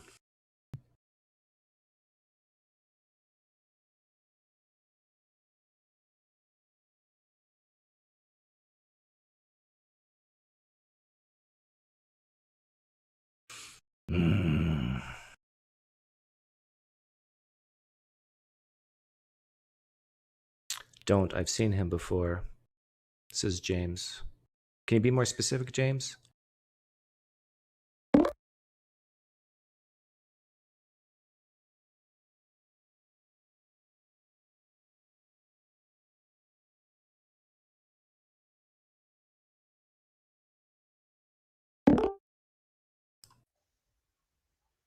Valentine.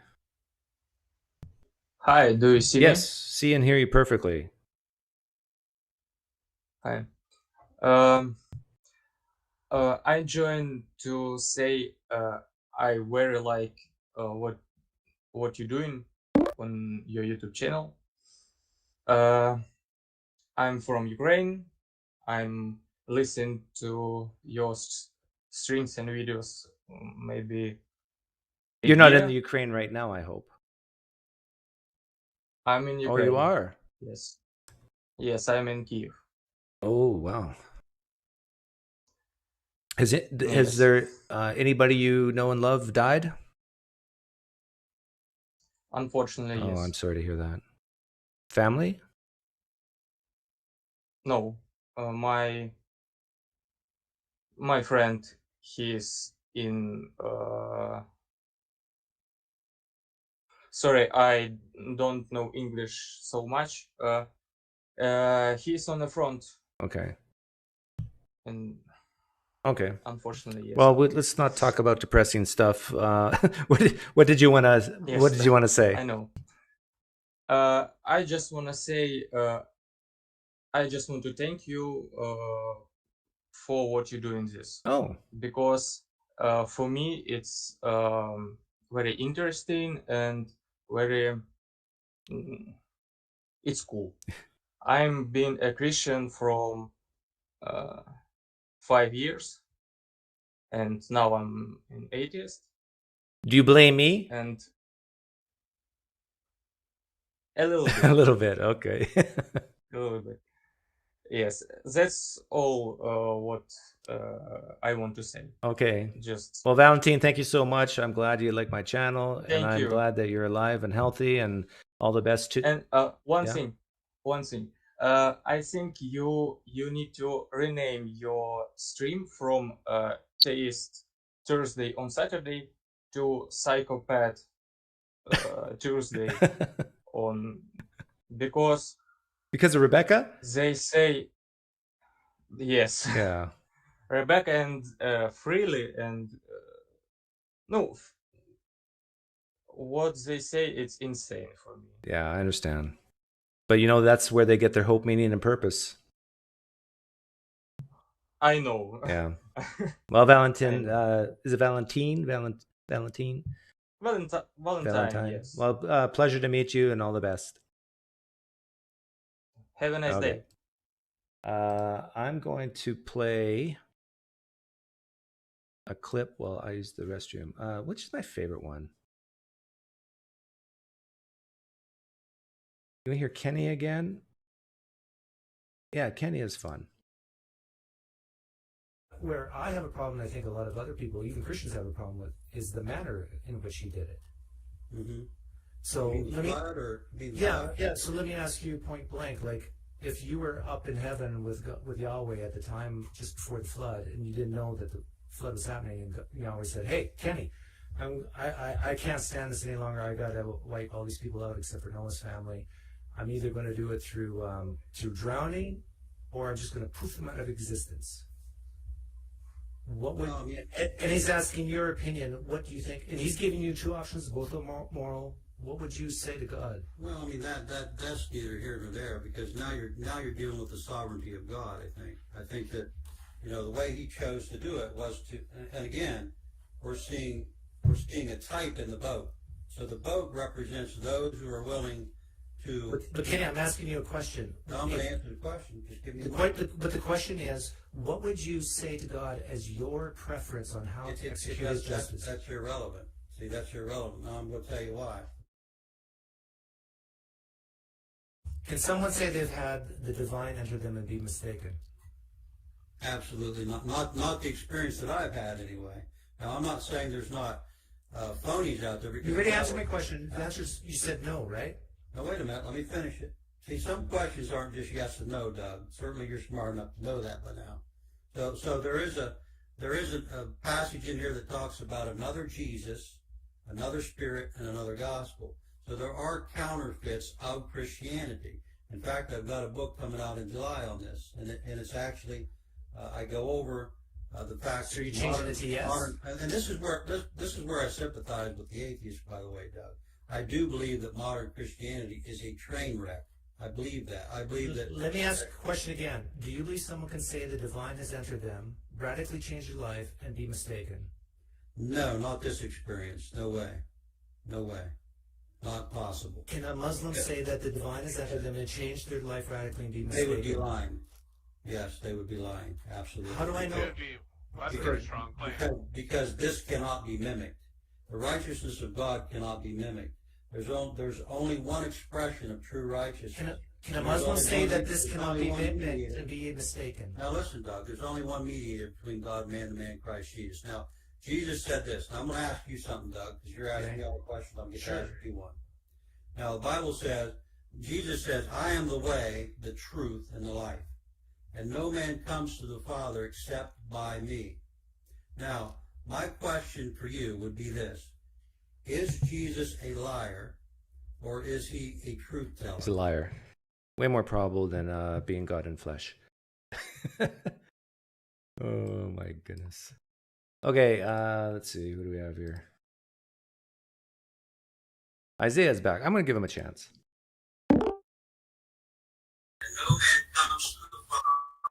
Hey, Isaiah, you're back.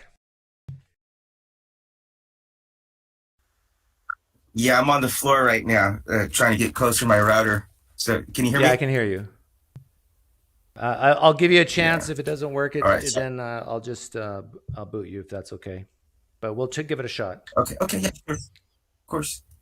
So my question when we left is, let's say God had nothing to do with talking to you and hearing you. How would you explain it?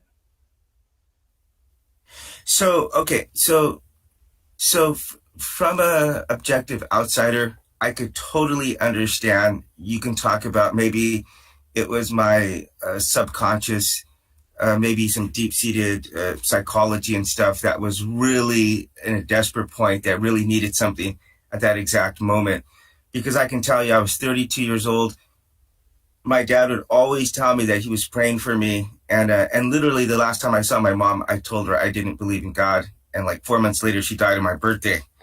So when I tell you that I finally told my dad, like, not to mention Jesus Christ to me again, it's because I didn't want to I didn't want that to be an issue like I had with my mom with him, you know? Okay. I always just but, try to keep it like.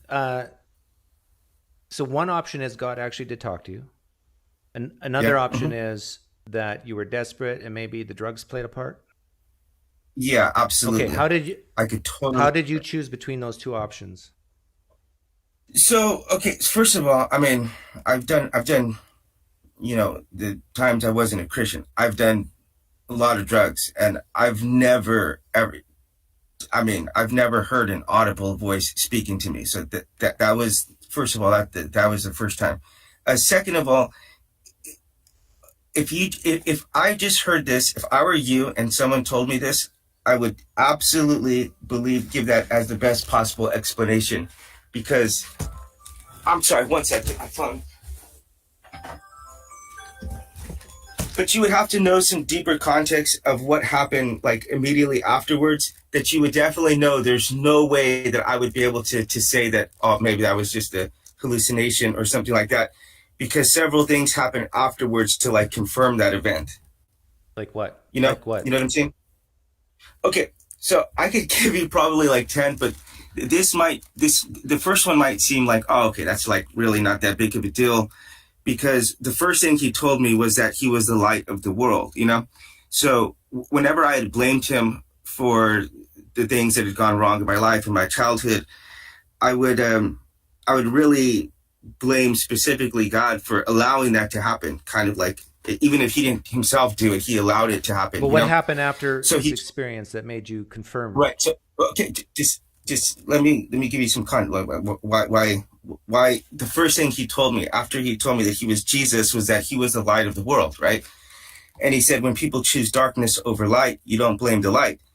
And so for the first time, that made some kind of logical sense why, like, people not choosing God or to do the right thing is why there's so much evil. So I walked into church that Sunday, and the pastor was preaching a message on God being the light of the world. Now, that could just totally be a one-off coincidence. I totally get that. Totally understandable. But when I went home, because I was living in Oregon at the time, and I went home to California, my family, when I told them what happened, they sat me down and said, you're going into counseling tomorrow because we think that you've gone crazy, which I think was a very prudent thing for them to do, you know, because it's not every day that someone says, I think God's speaking to me. So the thing that happened after the initial thing was you went to church and you heard the light of the world thing, right? Yeah. And that's the first thing. The second thing is that one's going to be really easy to dismiss. The one that I'm telling you right now, give me the best one. Yeah, I would say this is probably the best one. So, afterwards, I was like, man, you know what? I'm like, maybe I am crazy. I mean, maybe I am crazy because my entire family, I would have thought they would have just accepted it, you know. But even my father, who's a minister, thought that I needed to get into counseling. So that day I prayed to God and I said, you know what, God, maybe I am going crazy. So if you're really up there, I'm like, I really need to hear from you today, because I feel like this is not the right thing. So I went to another event where there was a prophetic guy speaking, and he just saw me in the crowd and called me up to me and basically regurgitated my life. I mean, they gave me a CD of it, and he said about 20 different things that was going on in my life. Wait, he gave you a CD of what? Of him speaking to me, like they recorded the whole thing and they gave me the CD of him repeating what he said to me. So he just called me up out of the crowd. Had you been in that church before? No, it was my first time. And why did you go to that church? See, okay, so good. I'm glad that you're asking this. So my freshman year, I became an atheist, right? I became an atheist my freshman year, and I dropped out of Bible college. I was at Bible college. Man, those people can definitely turn people into atheists. Let me kind of guide the conversation so it's more focused. Did you know anybody in that church? Yeah, I'm getting to this. Just I know these seems like these just gigantic rabbit trails that are totally unrelated, but just humor me for two minutes, okay? because whenever I dropped out of Bible college, my family was pretty angry at me, and I didn't tell them I was an atheist because that was something I knew that if I came out about being an atheist to my family, they would totally reject me. So when I came back to Oregon to visit, I met my roommate, his new roommate, and when I shook his hand, the guy totally freaked out. Trust me, PineCreek, just 2 minutes. I will get back to how this is related. But he shook my hand and he turned white as a ghost and he freaked out and he told me, he said, I know, he says, I've never heard from God before in my life. But he says, right now, whenever I shook your hand, he says, he told me to tell you that you're running away from him. And I was like, that's so weird. And he says, even if you run away from him, he said, he told me to tell you that even if you travel all around the world, you're not going to escape him. So in that moment, I rationalized that maybe my dad called my roommate, told him that I dropped out of Bible college, and to try to get me back. And maybe he told his roommate. I'm like, oh, that doesn't really make sense. But when I went home to California after visiting, again, I went to another conference and this guy saw me and he pulled me out of the audience again, told me all of this personal stuff. Isaiah. And then he deleted. Yeah, good. Who did you know in that church? Okay, that guy, the guy who pulled me out is like, he lives about an hour and a half away. So the guy from my who father. did the prophecy about you is the guy who knew you? The first time. Okay, Isaiah, this is ridiculous. He knew you. No. The first time. Okay, the first time. That's what I'm trying to explain to you. The first time. But did he know you the first time? Did he know you the first time? Yes or no? Yes, absolutely. Yeah. Okay, so there's nothing, Isaiah, there is absolutely nothing amazing about that. There's absolutely nothing amazing about a preacher talking about the light of the world. And there's absolutely nothing amazing about you hearing a voice while you're on drugs and being desperate. Mm-hmm. Your story is completely explained naturalistically. Yeah, no, I get that. I mean, you don't think it's amazing. I think it's actually amazing. But Isaiah, if you need God to get through your day, all the power to you, and I wish you well.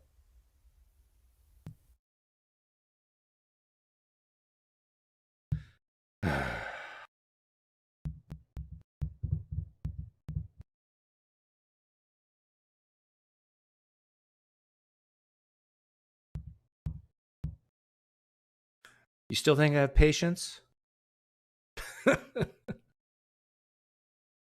This is why I can't be a counselor. No, PineCreek would not make a good counselor. Isaiah, no offense to you, Isaiah. But I do not want to listen to your life story. I have no desire to listen to a long, drawn-out testimony. Because you yourself admit that from an outsider's perspective, being desperate, being on drugs, can explain hearing voices, and everything that you said afterwards to confirm it can be explained. No God required.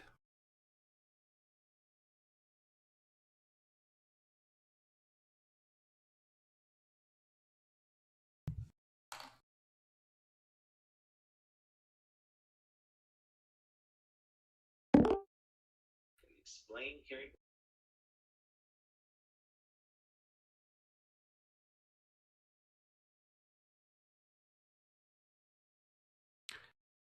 Joshua Daniel says, don't know how you keep it up. Good question. Hey, Eats. Good. What's your question for me?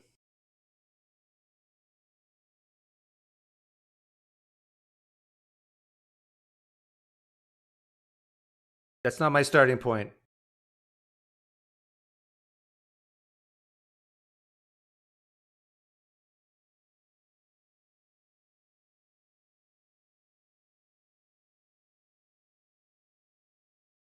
Oh, okay. I thought you were talking about presuppositions, but you're not. Okay, so we're talking about the flood. What's your question about the flood?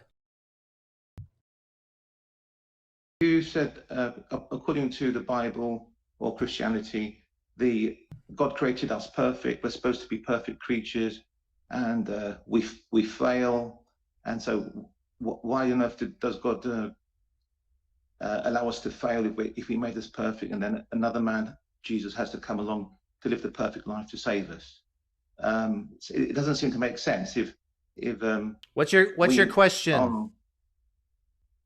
Does that apply to Islam as well? Does that criticism that you made of Christianity? No. Okay. So maybe I should just move away from this. Well, but what does apply to Islam is, because I know the flood story is in the Quran, right?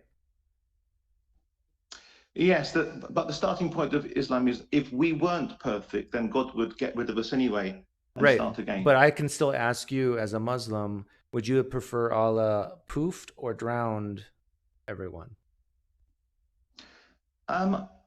To save on suffering, to poof them, yes. Okay, very good. However, there would be no reward for those who, like, let's say, children.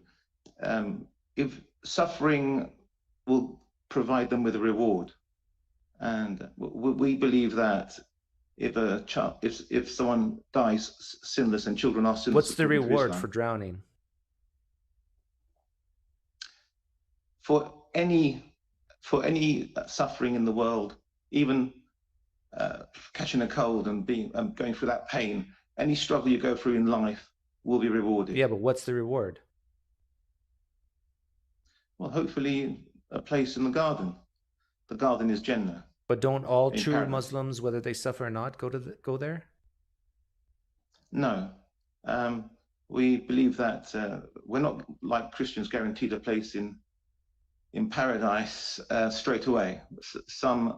We believe that some of us will have to go through okay, so there's levels. A process of purification. There's levels. There's like there are levels, but even some of us will have to be disciplined in some way. Maybe even spend some time in the. So where in the levels would a suicide bomber fit? Hell, and probably won't get out for. Oh, so ISIS is lying. ISIS is lying. No, they think they are, an eye for an eye and that sort of thing. But if you kill children or women and children, that is not. What about just a plain old run-of-the-mill martyr? A monk, yeah. Monks, Christians, people who are in monasteries and priests. What about a martyr? Is Muslim martyr? Do they get the highest level? If you died in the service of, the purpose of life is to worship Allah, and we do that by serving humanity. If you serve humanity, you serve Allah. If you die on that path, whether you do it peacefully or through defensive struggle, for example, if there are Muslims among the Ukrainians. Okay, I get it. What is it true that you get virgins in heaven? That doesn't. It doesn't mention virgins in, like in the Quran. They are houris. They are. There is that kind of reward. Do you believe you will get virgins in heaven? You will get what you desire. But do you personally believe you'll get virgins in heaven? If there is a heaven, I think you need companionship. You will probably be partnered with companions. Whether it's sexual, presumably it is, but we as humans, human companions. Not humans, but whatever robots, whatever form of aliens, creature we become, whatever kind of soul we become in the afterlife. Okay, I see. We need partners. We will be partnered with more than. Will you get more than one partner? What they design, men will. Will you get more than one partner? I don't see why not. If in this world, you can have many partners if you want to. It's not illegal. And in the US it is. In this world, there's jealousy. Well, for marriage. But in the afterlife, there will be no jealousy. So why not? Why not? Oh, that's this sport. If there's no jealousy, in this world, people do it anyway. People go around having multiple partners, and there's lots of jealousy and consequences. In the afterlife, There's no jealousy. So- there's none of that negativity. So in heaven, you can have orgasms. I don't know. It doesn't actually say you can have orgasms in the Quran, but you will have what you desire. Do you desire orgasms in Maybe- heaven? I do. Yeah. When you get there, you might change your mind, but maybe you won't. Okay. I hope. On earth, it's quite a nice feeling, isn't it? But in heaven, possibly. Because you know, Anyway, coitus is like golf, right? Yeah. When it's Coitus, without coitus, we wouldn't be here, would we? So, yeah. Because like coitus is like golf. When it's good, it's really good, and when it's bad, maybe that's why we are promised partners in paradise. and when it's bad, it's still pretty good. Okay, take care, Eats. Bye. PineCreek, bye. Oh, that got a new person. Hey, C3, got to turn that off. Give me 1 second. How are you? I'm doing well, thanks. So your first name is C3 and your last name is PO? Yes, I'm a translator, so that would actually be really good. It's actually meant to be C cubed, but I couldn't get the cube. Okay, so what do you want to ask or say today? I just want to say thank you for just what you do. I have been binging on your videos for the past couple of days. I've started subscribing, so I think you're a great man. Well, thank you very much. I appreciate that. Thank you. Yeah, I don't know if you got my email. I sent you a rather long email. But I mean, I hate to call myself a Christian in this sense, but I mean, I can understand if we're going to try to have a discussion about what God is. I honestly just believe God is exactly like it says in the Bible. Anyone who does not know love does not know God, because God is love. Like, that's the clearest logical understanding, is it not? To start forming this relationship with whatever the creator God everybody thinks is. Well, the problem, though, is how do you identify what love is? And that's what Lord Jesus Christ, Yahshua, did, is it not? Are you talking about the flood or the crucifixion? I'm talking about the life of Jesus, just before, in between. Everything in between that, where he was.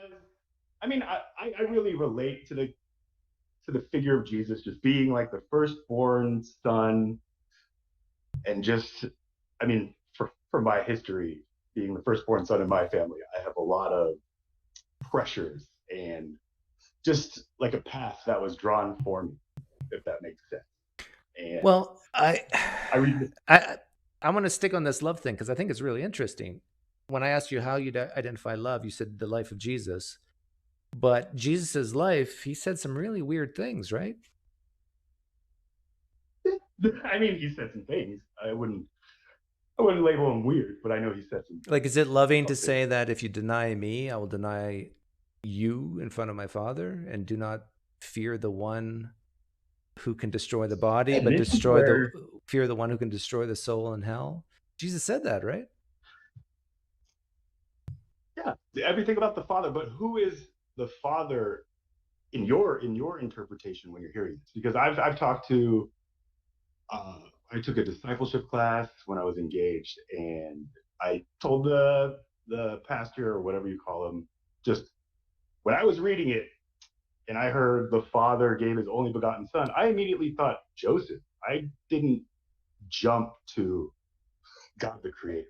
Like, that wasn't. Yeah, but I know it's God the Creator because, you know, I was raised a true Christian. Exactly. I was just raised a Christian because Santa gave me presents. And then, of course, when you find out Santa's not real, then I went through this phase where, oh my gosh, this whole Jesus thing isn't real. Then I went to college up at CU Boulder, and I was just surrounded by so many Jewish kids who were just like, yeah, we just don't think he But is it the Son of God. is it loving for God the Father to have a blood sacrifice on someone who's purely innocent?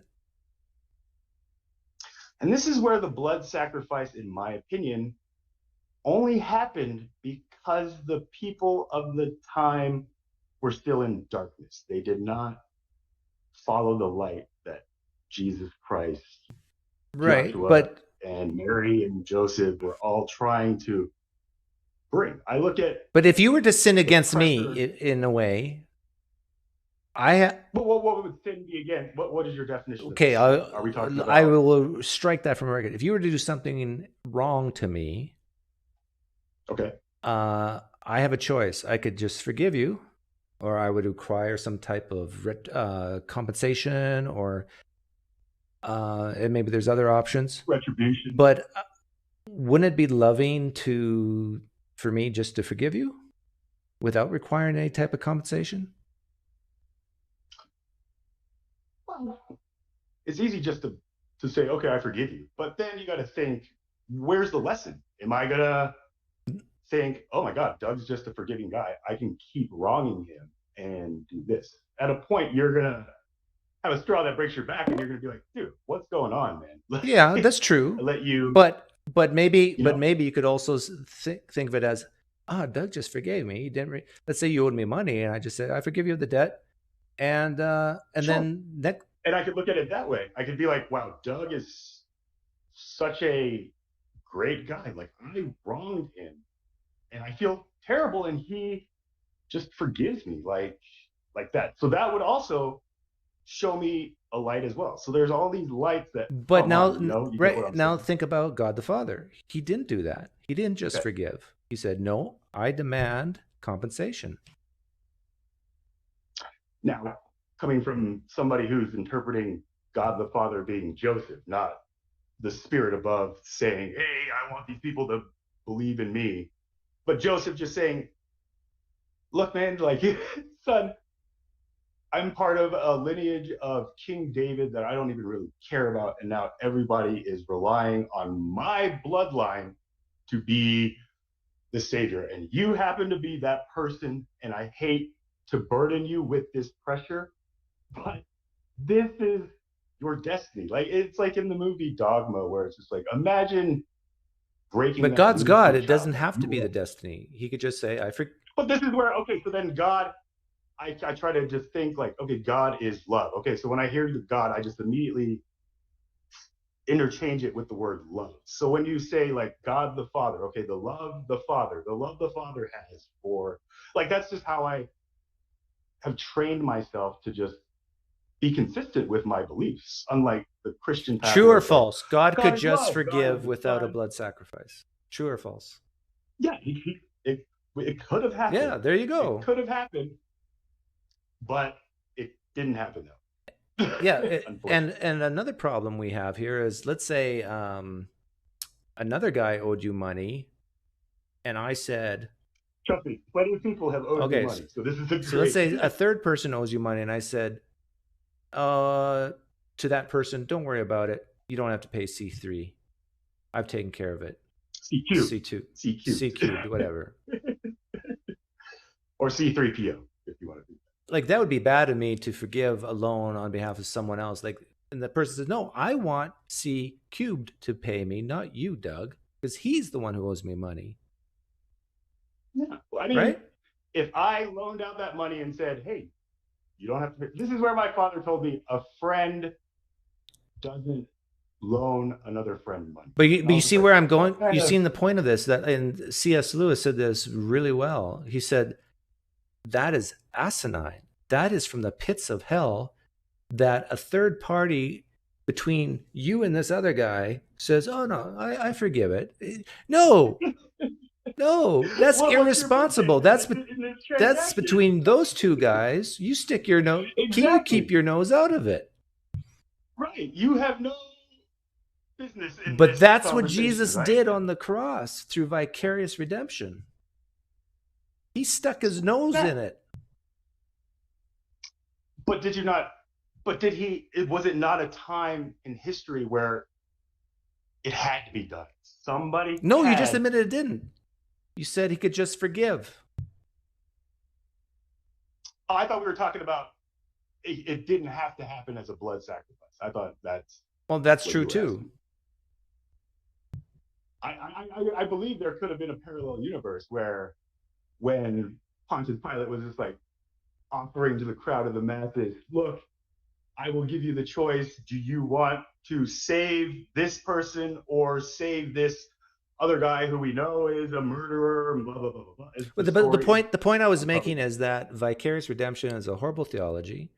The atonement theory of that Jesus paid the debt is a terrible theology if you really think of it, and blood sacrifice is a terrible theology. Everything about it is. I mean, oh, you agree? Yeah, a blood sacrifice is the worst means to an end, or whatever, I guess would be the way. Why do you think that would? Why do you think God the Father did it that way? I don't think he did. I think it was mankind who ended up. Just like in the Garden of Eden, where God had Adam. Adam was. So you don't believe this is part of God's plan for Jesus to be crucified? I look at it, I guess, from a logical standpoint as God knows, hey, like you said earlier in the conversation when I was listening, like, I know it could go this way. Like you said, if I know 100% I give somebody a gun and he's going to shoot Danny, is it not my responsibility, or am I not accountable for you shooting Danny? Do you remember that thought experiment earlier? And the other gentleman was just like, no, it's my fault. I'm the one who shot Danny. But you were like, but I knew you were going to shoot Danny if I gave you this gun. And I was on the road, and then I kind of cut out. But I was like, wow, that's an amazing thought experiment. I love your thought experiments. I'll tell you that. So just in my thought experiment of in the Garden of Eden, because I've studied the Eden story in the Bible and compared it to the story in the Quran, and I don't know if you're familiar, but the main difference is that Adam and Eve in the Quran apologize to God for eating from the fruit. Okay, I don't care about any of this. Okay. Well, I'm just saying in the biblical one, the serpent. I don't even care about that. Let's get to the crux of the matter. No pun intended. Why do you? Okay. I'll let you guys. Do you believe Jesus Christ rose from the dead? Oh no, you're not a true Christian. I know. No, I mean, I'm a child of God. I would. Are you a flag-waving, phony progressive Christian? A flag-waving? No, a true progressive Christian, a flag-waving, phony, historical Christian. You don't believe the text that says he rose from the dead bodily? I mean, I don't believe it in the literal, like, oh my God, but I mean, there's got your mic is cutting. Your mic is being covered by something, right? Your mic is sounding muffled. Where's your mic? Oh, maybe it's because I turned off my Bluetooth. I apologize. Can you hear me? So you don't believe Jesus Christ rose from the dead bodily? Not in the sense that I'm hearing the, I guess, traditional conservative Christians interpretation that he. Yeah, I don't think he rose from the dead in that sense. What sense do you believe he rose from the dead? Spiritually? Well, this is where the Quran talks about that he wasn't even crucified. Like, this is that argument in the Quran where they just say Jesus was never crucified. So you don't believe he rose from the dead at all? I don't think it really matters that he rose from the dead. It's just a different light that was casted to guide mankind in a different direction, if that makes sense. Okay, what makes Christianity to you? That they think Jesus is Lord. Okay, so that Jesus saves and How does Jesus save? I don't know exactly. How is Jesus? They tell Okay, you how is Jesus he Lord? died What does for- that mean? Is he God? This is what I ask people. To me, when I say Lord Jesus, I look at it as the light overruling day. Like, it's just, everything is like an acronym to me. So my language is a lot different. I'm. Do you just, like, identify now as a realizing Christian? The identity label Christian? No, I cannot officially. I understand and I relate to the Christians, but I'm at a point where I'm no longer a Christian. I began as a Christian, and then I went through I wouldn't call it atheism, or So you just viewed. I went through my own. So you basically just view Jesus as a good moral example. Yeah, I only knew Jesus because my Korean grandmother would write me on every card some long sentence in Korean that I couldn't read, and at the bottom it just said, "I hope you find Jesus." Okay, so if you view Jesus basically as just a good moral example, but he's not God, didn't die and rise again, what about Jesus makes him a good moral example? That he was so convicted to his mission to just give mankind a deeper understanding that God is love. Like the diagram of the Trinity, where it's like the Father, the Son, and the Holy Spirit, but it's got God in the middle. And it says the Father is not the Son. Well, wait a the minute. Son Do you is not believe the Holy Jesus is Spirit. part of the Trinity? I think the Son is part of the Trinity.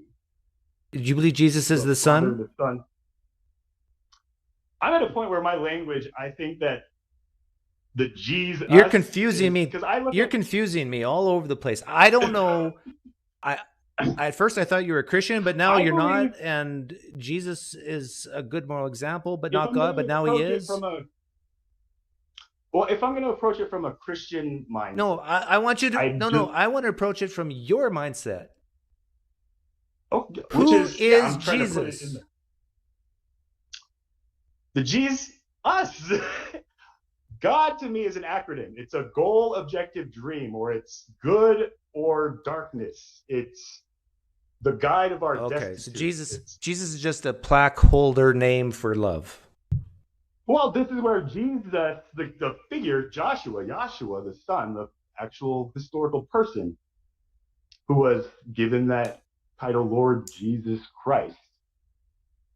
I believe he is real. And I believe that he was going around talking to these 12 people, just saying all these things that they record.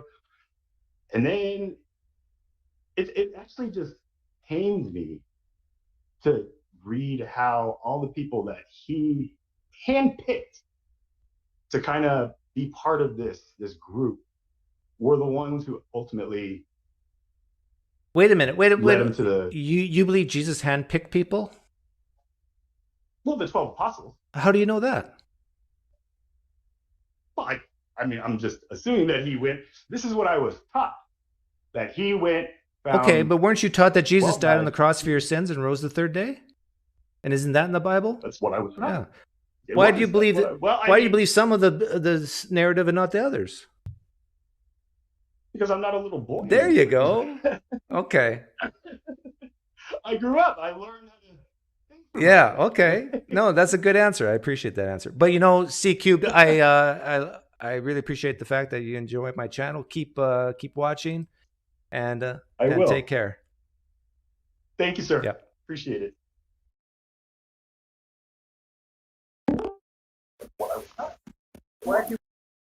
Hello. I can hear you. Who are you? Pizza, I was on your show like a couple of days ago, or a couple, like maybe weeks. Okay. What's with the Super Jesus? Oh, Buff Jesus, he's coming back, man. You know, you ready for him? you know what? I think. Oops. There's some similarities here between Jesus and me. Yeah, okay. No, I won't try to put my head on Anyways, like, Jesus. I got a hypothetical for you. Okay, go Right? ahead. Or a situation. You walk into a roulette table, all right, and there's only red or black. There's no green. Okay. And the machine has been read your last billion observations. Okay. And you know this machine is broken and it's going to come up red again because it's come up the last billion times red. Okay. Do you bet on red or do you bet on black? I bet on red because I know that the machine's broken. Okay. So now change red and black. Red is a thing that has a maker or a cause or a creator. You can call it what you want. Let's stay away from God. But the thing that has a creator. What has a creator? And Red? Yeah, red has a creator. So I'm going to put 3 red on the board, all right? My parents are my creators. This Buff Jesus picture, an artist created that. And the voice that you hear is created by me. So there's 3 red. Can you put 1 black on the board? A thing that does not have a cause or a maker or a creator. You're really horrible at thought experiments. I don't even know what the question is. Name a thing with proof, preferably, that does not have a creator. Sand. Do you know how sand is created? It's not. Doesn't have a creator. Yeah, it's created from eroding rocks. Okay, is that the same as having a creator? Yeah. Can something be created without having a creator? No. That's what I'm asking you. No. I mean... Yeah, so why would you bet on black? Does anybody else understand what he's trying to say?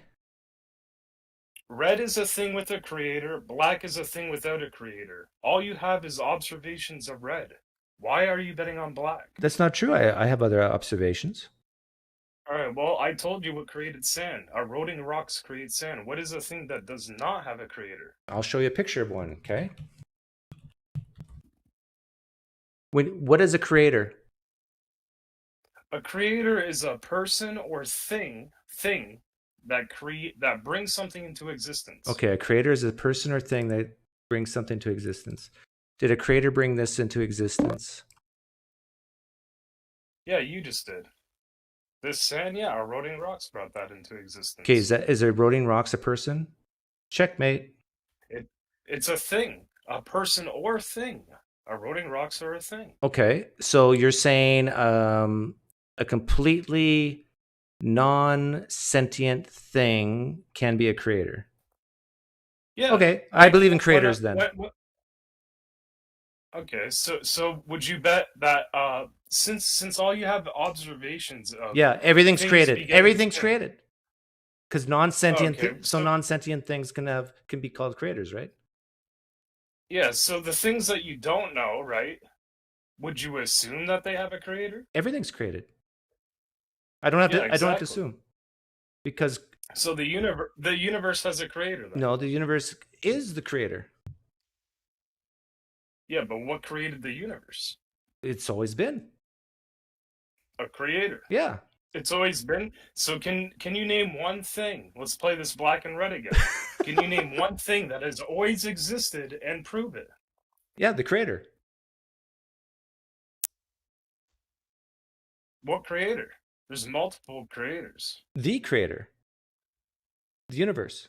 The creator of time? Yeah. Because there's no before time existed?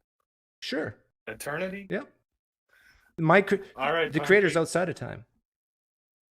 Our time. Well, I'm going to bet on red too, because it's logical too. It's like every one I've seen has equaled 1, right? The next one, if someone typed a 1 in chat, I'm going to know it equals 1. So who's the creator in your mind?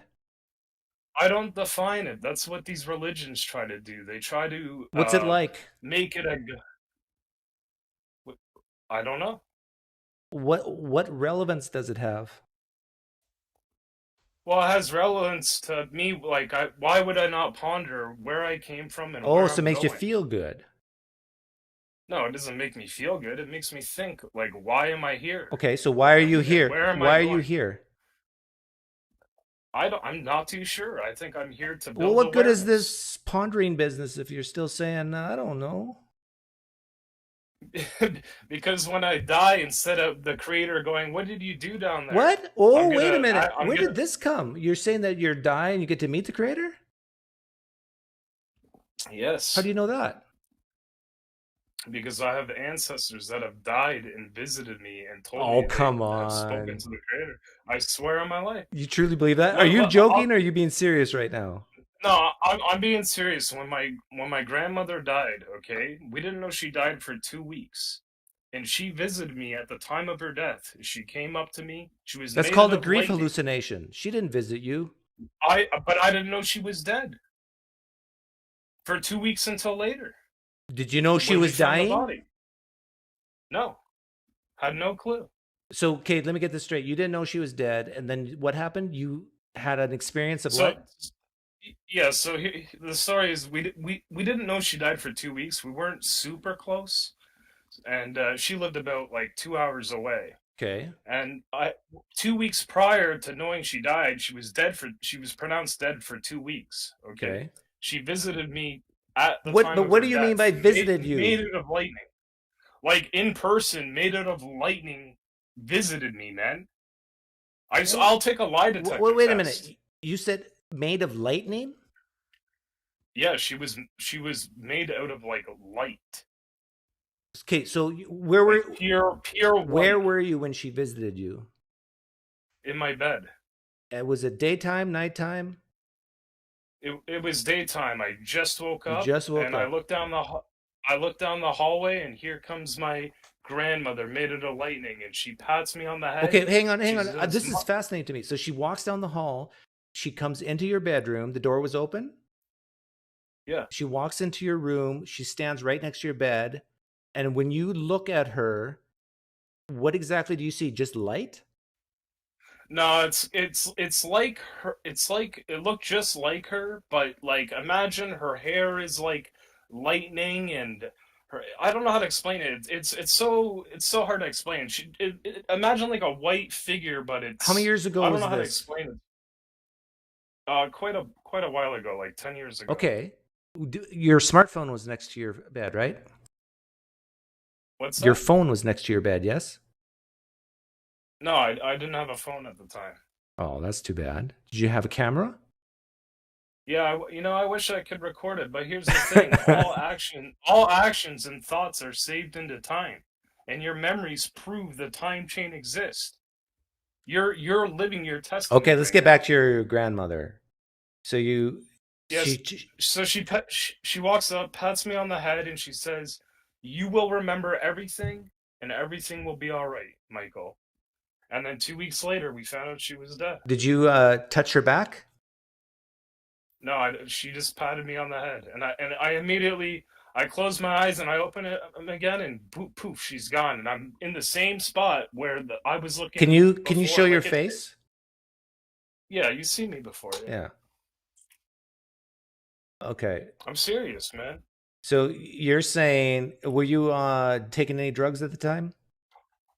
No. Okay.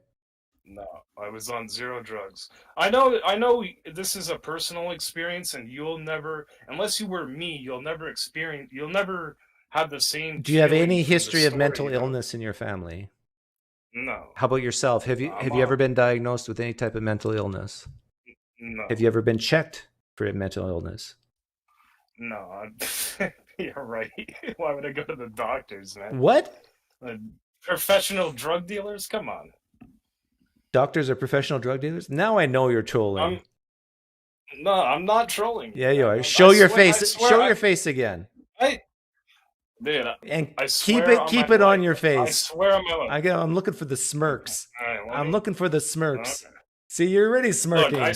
Look, creator, strike me down now if I'm. Oh, come on, that doesn't mean anything.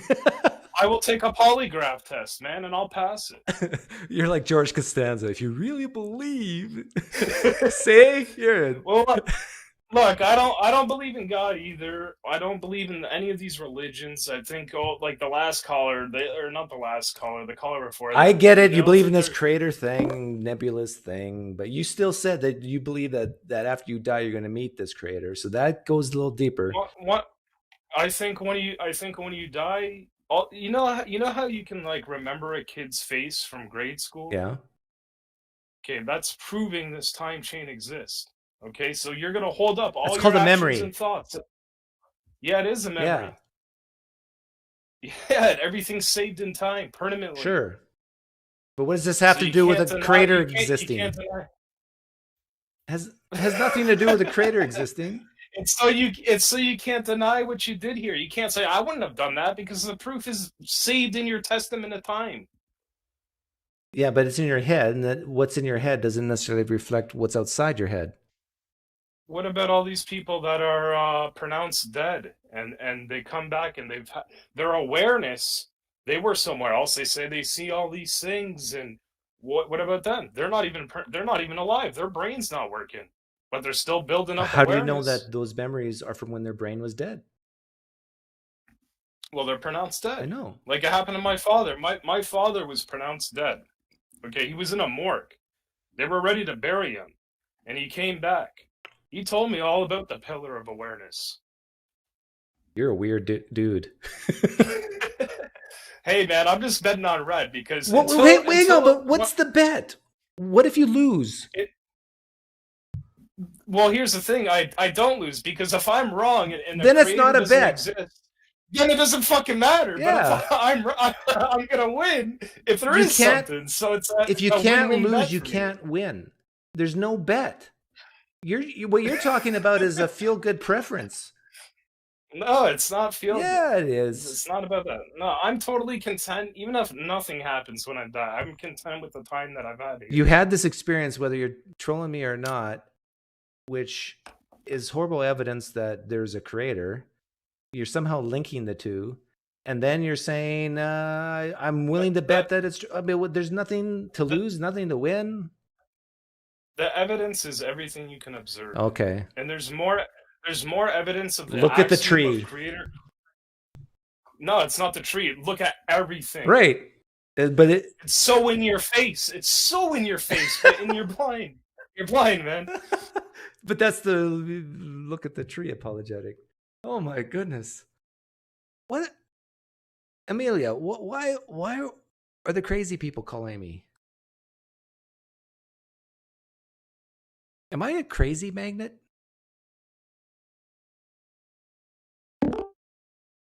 Am I a crazy magnet?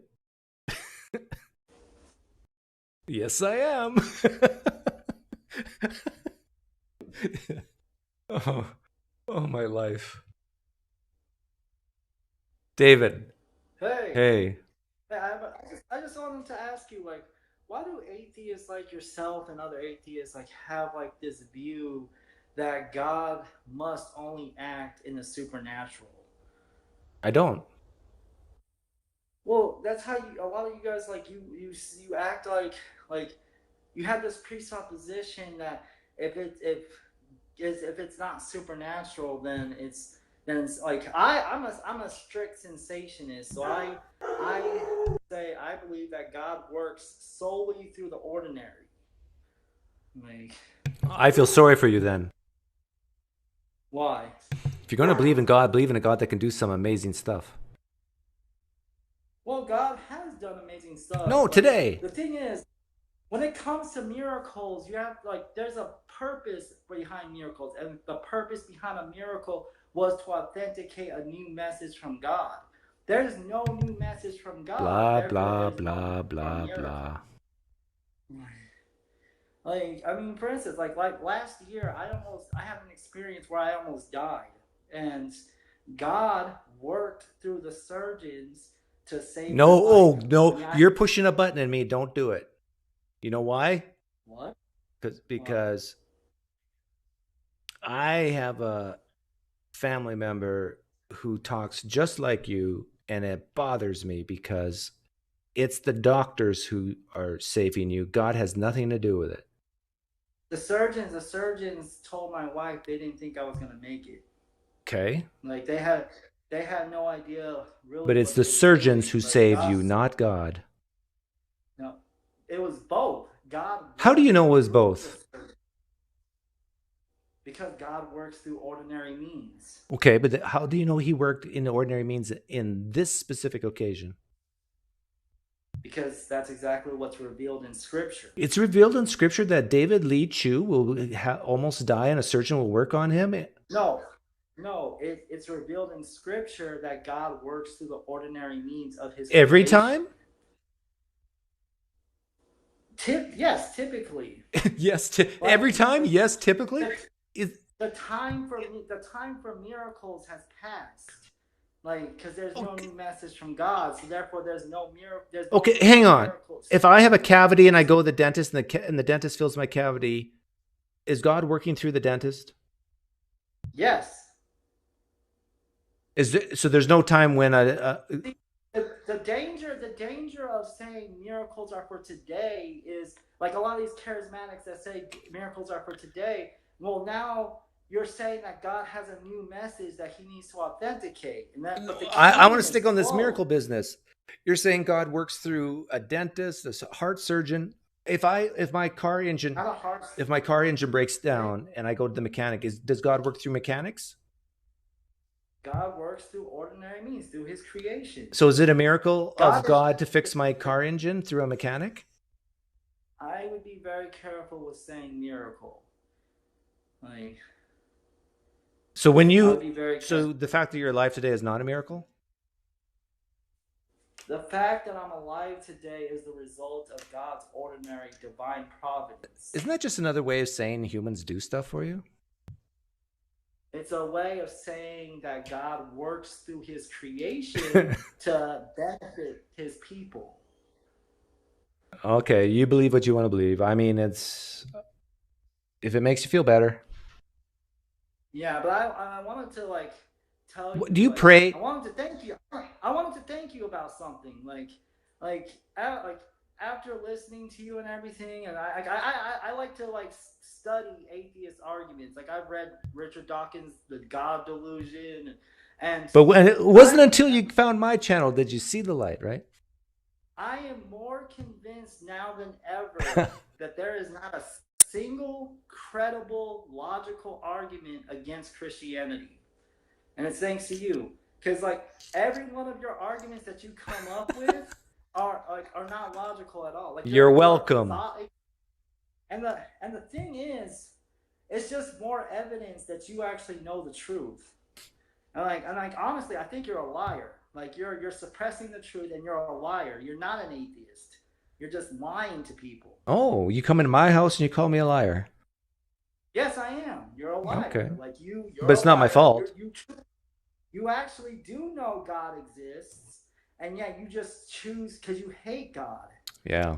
And I'm just like I'm here to tell you, like I want you to know that you can have life if you just return to Jesus. Like I have life. I have it to the full. I might actually have to have another surgery at the Cleveland Clinic, and I might not. I might be with the Lord. If you convert to atheism, I bet you don't need any more surgeries. No. God's punishing you for some reason. No, God, that's ridiculous.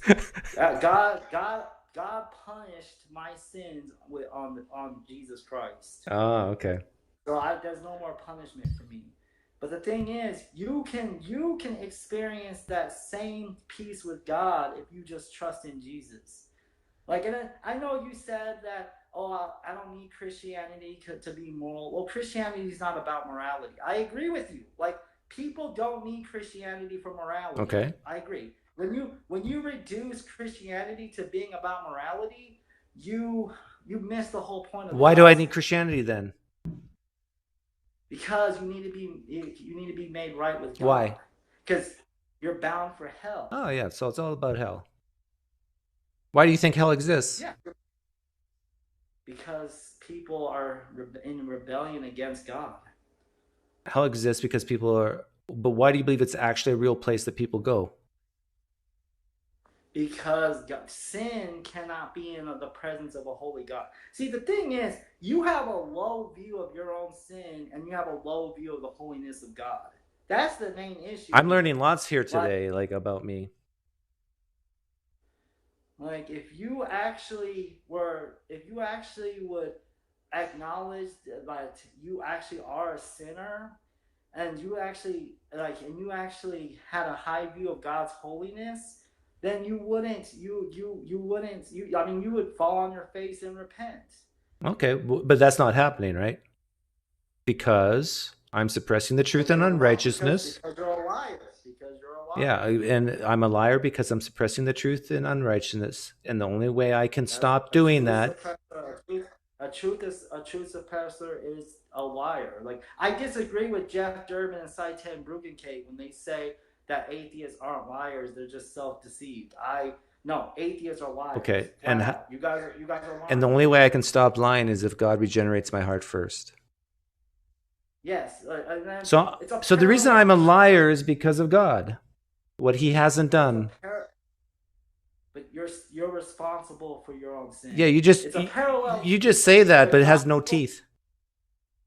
Yeah, it does. The gospel goes out to all people, and whoever calls on the name of the Lord will be saved. Do you actually think that what you're saying right now has any impact on any atheist listening? God's word says it will not return void. So you do think it has an impact? Yes, I do. Do you think God's happy with you right now? Yes, the thing is... Do you feel His pleasure pouring upon you? Someone could hear the gospel today, and they'll never forget it. Like, they'll remember it 50 years Do you think I didn't know the gospel message before I met you? No, you didn't. Because you were never a Christian. You claim to be... That's not what I asked. But if you were truly a Christian, you would be a Christian today. But that's not what I asked. I said, do you think I was not aware of the gospel message before I met you? I think people have told you like a watered down gospel. What do you think I was missing? What do you think you were missing? The truth of the gospel. Like you were missing a full revelation of your own sin. And how much of a wretched sinner you are. Oh, I used to believe that, yeah. No, you didn't. Yeah, I did. You're lying. No. I did. Like you're a liar. Like if you truly believe that, you would believe I think you're a liar. I don't think you really believe Christianity is true. The evidence of the Bible says that like you want to take a polygraph together? You want to take a polygraph test together? I think you're lying. I don't think you really believe. Well, a polygraph test. You know, polygraph tests aren't reliable. I think you're lying. I think you're suppressing the truth. You can think whatever you want. Like, but again, from your worldview, where do you get truth apart from God? Truth is what comports to reality, and what's important is how do you get truth through reliable methods. According to the atheistic worldview, truth makes absolutely no sense because it's all subjective. You have your truth. This person has their truth. David, why are you lying? I don't say stuff like that. Why are you lying? According to the atheistic perspective, you can't have objective truth. Truth can exist outside of humans. I believe that. How do you account for truth apart from God? My presuppositions. And what are your presuppositions? That the universe exists and has the properties it has. And how did you determine that? It's my presupposition. It's based on a properly basic belief. How did you determine that? Well, what's your standard? Everybody has to have a standard for which they filter things. Yeah. The standard is the presupposition. Can you justify your presupposition? I justify my presuppositions the same way you do, through revelation from God. And yeah, mine's through the revelation of my experience of nature. Yep. God reveals Himself to you and me. Nature reveals itself to both you and me. Yeah. Like, how do you, according to your worldview, how do you determine truth? Through reliable methods. Sometimes we're wrong, sometimes we're right. We make predictions, so we test it, see if it comes true. Again, sometimes they're wrong, sometimes they're Yeah. right. How did you? What's the barometer for which you determine what's right and wrong? Right or wrong, or true or false? Because they're slightly True different. Or false, right or wrong? Huh? How do you determine what's right or wrong or true or So false? let's say I tell you that if I push this button, a red light goes on. And if we push the button and the red light goes on, then I was right. Like, That's pretty simple, right? But how did you like? First off, how did you even determine that button was even real? Oh, well, I can ask people of different biases. Do you see a button? Yeah, I see a button. Do you feel a button? I feel a button. So majority determines what's real? No, not always. If you go to a mental hospital, there's a bunch of people in there that No, believe I all agree, kinds not of always. stuff. But I do think this is why we as humans develop machines to help us. We can put a spectrometer on that button and say, yeah, hey, we're getting a little blip. There's something there. But again, without an objective standard, the machines are irrelevant. How do you know the machines are correct? Well, we can test those too. With what? More machines? Yeah. How do you know those machines are correct? See, David, you have a psychological need. David, you have a psychological. Hey. This is my show, not yours. So when I say something, you be quiet, please. I've let you talk a lot. So we have these standards that we choose. We have these methods that we use. Oh, I sound like Dr. Seuss. And what you're doing now is if it's not certain, it's either certainty or nothing to you. That's the problem you have. You can't think. Nobody can hear you, not even me. You're muted right now. And because you have a deep psychological need for certainty, and unless you have certainty, I think your life goes into shambles. And that's too bad. Okay, unmuted. Speaking about certainty, I saw a live stream where you're talking to someone. You said, I don't desire certainty. Correct. Are you certain of that? No. You're not certain that you don't desire Because there's certainty? probably in some areas of my life where, yeah, I would probably do desire certainty. But on this topic of these big questions, no, I don't desire certainty. But you do understand. You saying I don't desire certainty, but I'm not certain that I don't. No, desire what I'm saying certainty. is at this moment in time, You do see, your desires are what they are at a certain time, right? I'm talking about the big questions. You said I don't desire certainty. Are you certain about that? Yes. Yeah, I will say yes. I'm also certain that I'm not omniscient. And I'm also certain that I'm not your God. You do see how you just refuted yourself. You said I don't desire certainty, but then you said yes, you're certain about that. I'm certain about that specific area of like the big questions that of where did life come from, non-life. This is how illogical atheism is. It refutes itself. You make claims like I don't desire certainty. And then when asked, are you certain about that? You say, okay, yes. so do you desire certainty? A self-contradiction. You could be right. Is not David, you could be right about this. Do you desire certainty? Yes. Are you certain about that? Yes. Okay. Like the thing is, we all. So if I brought up a situation about theology or whatever. What about theology? So are you certain about pre-trib, post-trib, mid-trib?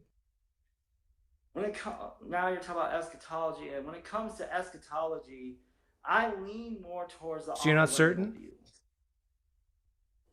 I'm 99% certain. Oh. Like I gotta study. You're 99. I do desire. I need a real Christian in here who's 100. You're not certain. You're 99%. Well, because that's a secondary issue. Oh, a secondary. Does that sound familiar? What I just said, like the more important things, less important things. But on the major on the essentials, I am certain about them. What like what?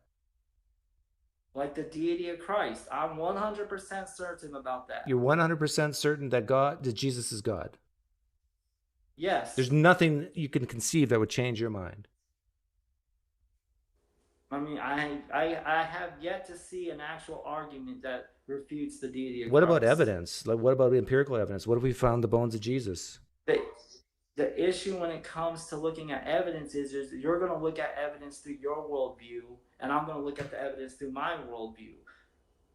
So I could say I'm 100% certain then that Jesus is not God, right? But then you, like, how did you arrive? Then I would ask you, by what standard did you determine that? I just feel it in my bones. Is that good enough? That's not an argument. If you ask me, how do you know that God? Okay, how do you know Jesus? How do you know Jesus is divine? Through the revelation, through God's revelation. And you're 100% certain that you couldn't be. Just like you do, by the way, because God. Are you 100% certain that revelation is true? Yes, because God cannot lie. Are you 100% certain that revelation is from God? Yes. How? Because God cannot lie and God is true. There's only God one God. God cannot lie. God is true, but that revelation that you think is His might not be His. There's no other God, so like there. Oh, so if I pick up a book and someone tells me it's revelation, that means it's from God? If you pick up a book, like there's false religions out there. They're lying too. How do you know yours is not a false religion? Because Christianity is the only religion that comports with reality. Are you certain about that? Yes, I am. Can someone say that their religion is the only religion that comports to reality and be mistaken? They would be lying. How do you know you're not lying? Because this is where you get into the topic of worldviews again. Like in order to talk about worldviews, you have to jump inside my worldview and show me some kind of internal inconsistency, and that's what I would do with your worldview. So if I showed you an internal inconsistency with Christianity, you'd leave it? If you could show me an actual internal inconsistency that actually wasn't explained, like through proper hermeneutics. Who decides what's proper hermeneutics? That's when you get into the study of exegesis versus eisegesis. Oh, okay, so humans, they do this certain things to figure out if it's proper or not? No, that's not. That eisegesis that you just described, eisegesis. Exegesis is when you get the. Are humans fallible when they do this eisegesis and exegesis? Eisegesis. Can they make mistakes? We make mistakes in interpretation, yes. Okay. But when it comes to the essential doctrines of the faith, they're it's clear. It's clear to everyone? Yes. Like the essential doctrines are clear. How many atonement theories are there again? What do you mean? Are you aware that there's different atonement theories? There are, but there's only one actual. There's only one right one, right? And you know what it is. Yeah, like when you properly exegete the text, then you see which. When people properly exegete the text, is it possible that they make a mistake? Not on the essential issues. No, humans can't exegete texts on essential issues improperly. Are you certain about that? Yes, when it comes to the essential issues, they're like when you're properly exegeting the text, the text is clear. You will see, like it's clear. Like the scriptures that aren't so clear, those are secondary issues. Give me an example of a clear text. A clear text. Yeah. Okay, where it says. There is no other name that man can be saved. Okay. There is no other what? There is no other name under which man can be saved in reference to Jesus. Okay. Was Moses saved?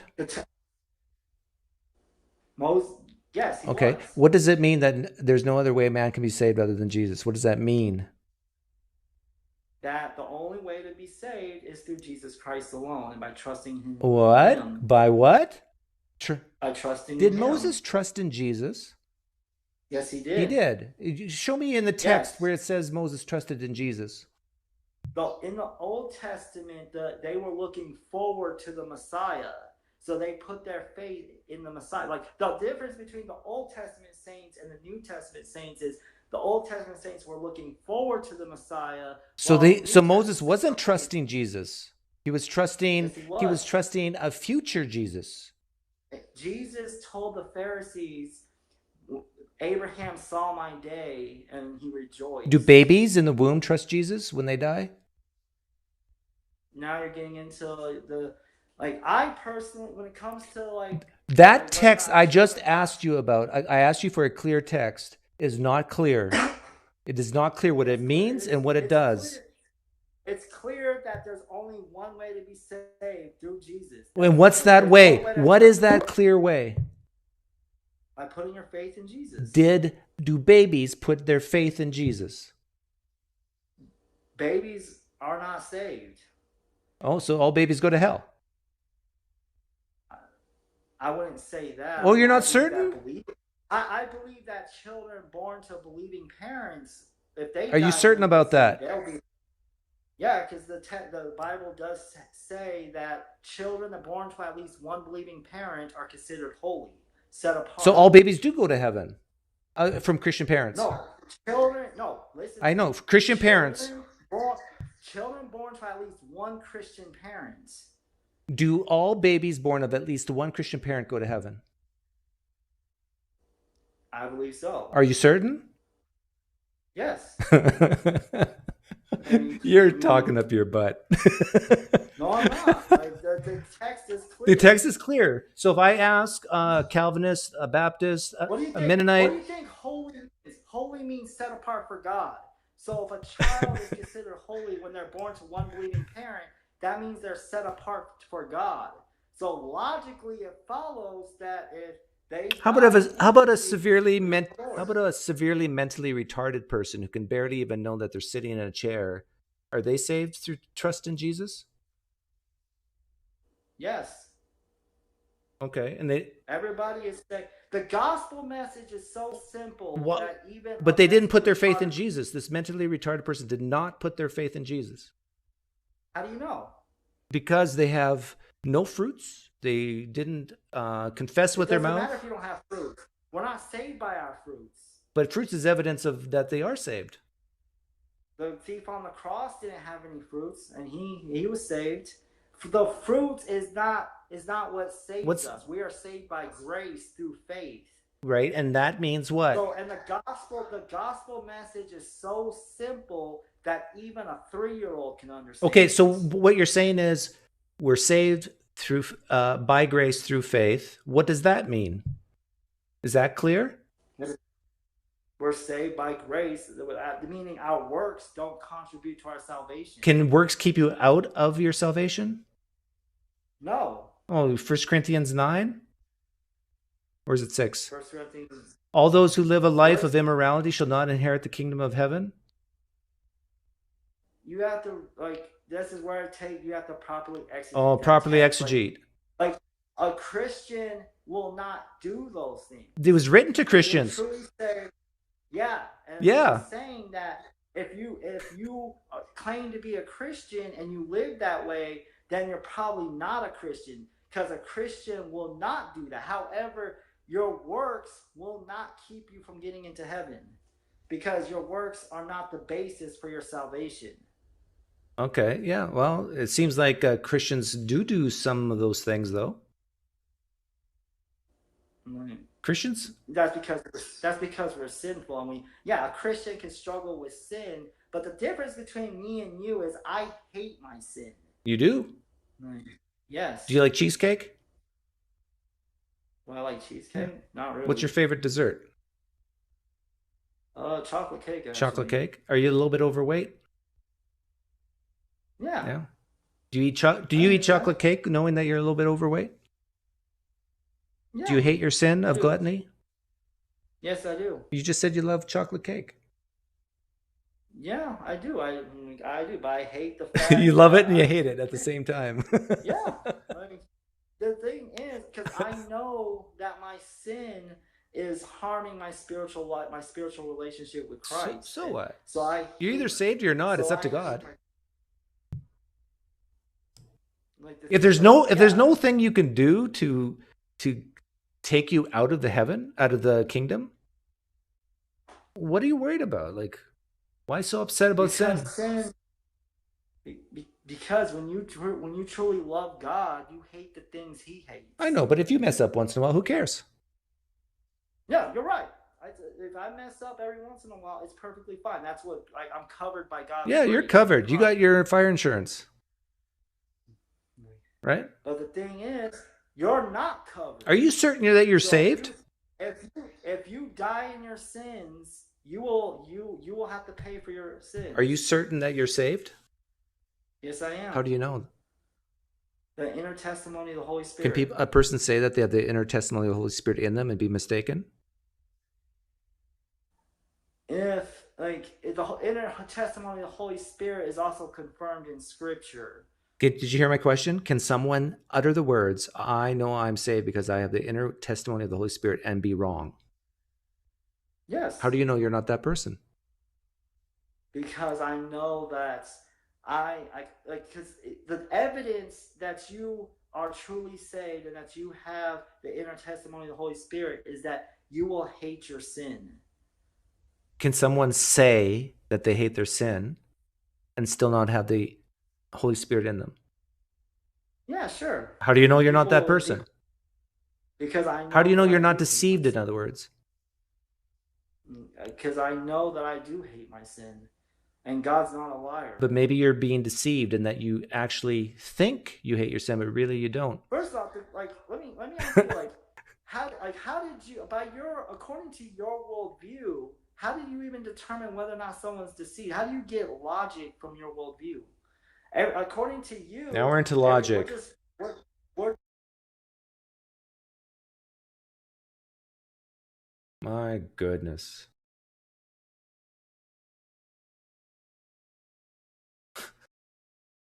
Me, especially precepts.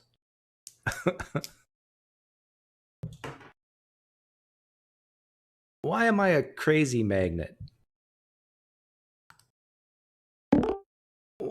Elias, why only crazy people call in? You hear me, Pine? Yeah, I hear you. Hi there. Only crazy people are calling in today. Well, that's definitely not about me. Yeah, you're the only sane guy calling in. I'm the only thing. You know, those people, not the Chinese guy, but the other guy, you know, he called the wrong number, right? You should have redirected him to another department. Actually, You know, I had a couple other callers who weren't crazy, but anyhow, what did you want to say today? Freedom of speech. I want to talk about freedom of speech. Okay. Okay. So, you know, the thing you always bring up, and it really bothers me. Bothers me? Yeah, it really bothers me. Bother. Say, open your mouth a little more. Go bother. Bother. There. Oh, you're getting close, and then go with the th. Bother. Bother. Yeah, I'm going to convert you to being a secular American. Okay. So, now, what was I talking about? Free speech. Freedom of speech. Yeah. So, you know, the thing that bothers me when you bring up this thing all the time, you know, like, why do people, Muslims mostly, react aggressively when they get mocked and insulted? Yeah. Do you really believe in that? Like, we should let it slide? Let what slide? We shouldn't react when somebody mocks and insults. Yeah, I think you should just take it like a man. No way you believe in that. Oh, yeah, I do. Are you Well, calling me a easiest liar like the other example, guy? right? I didn't really watch. I think it's a sign of weakness if you can't take it. Are you weak? So you're not weak. You're Russian. Come on, take it. When the white man goes to the black neighborhood and shouts N-words, they should take it.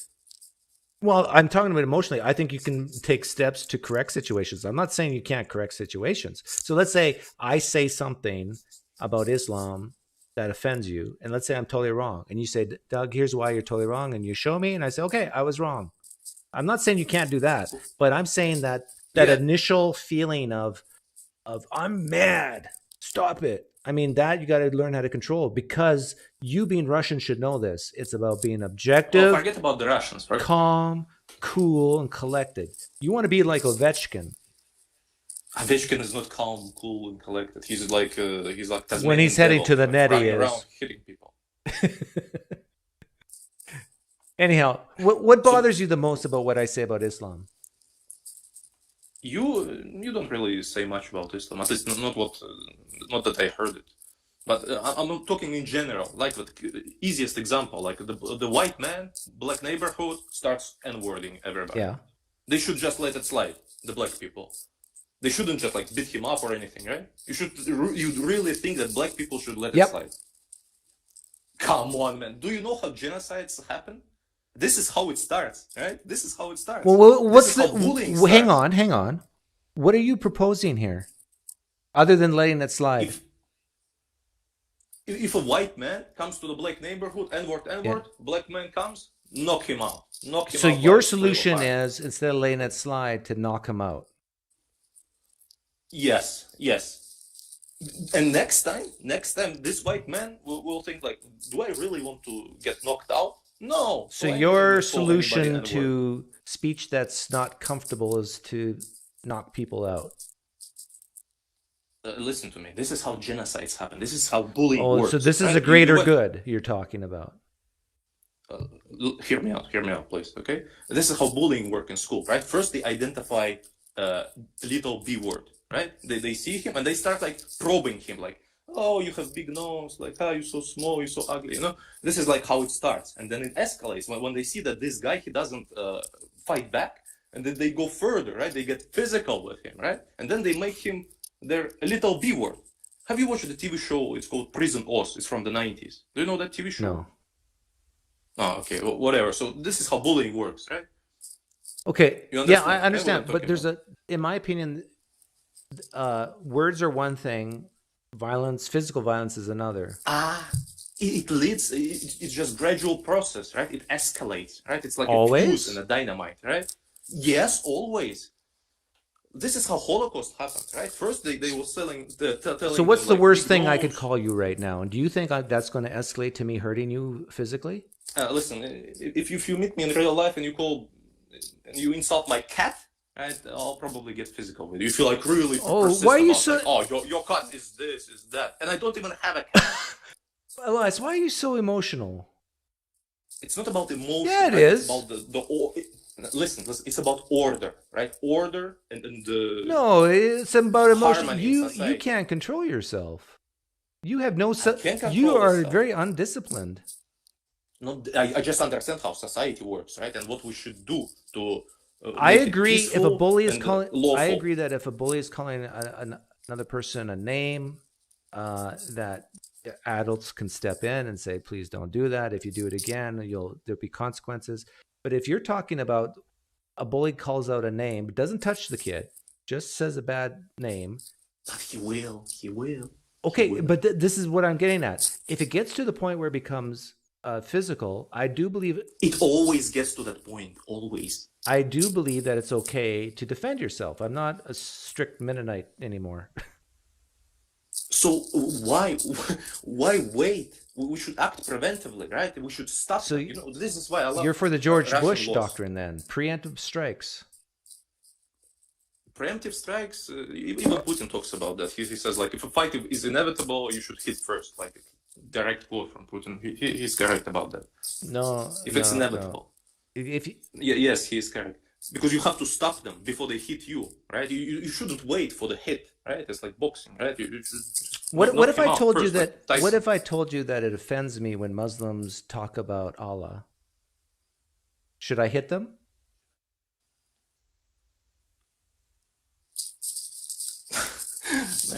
Gotcha. It's talking about this is not like this. Okay, you're just going to the extreme, right? This is just, you're making the thing ridiculous.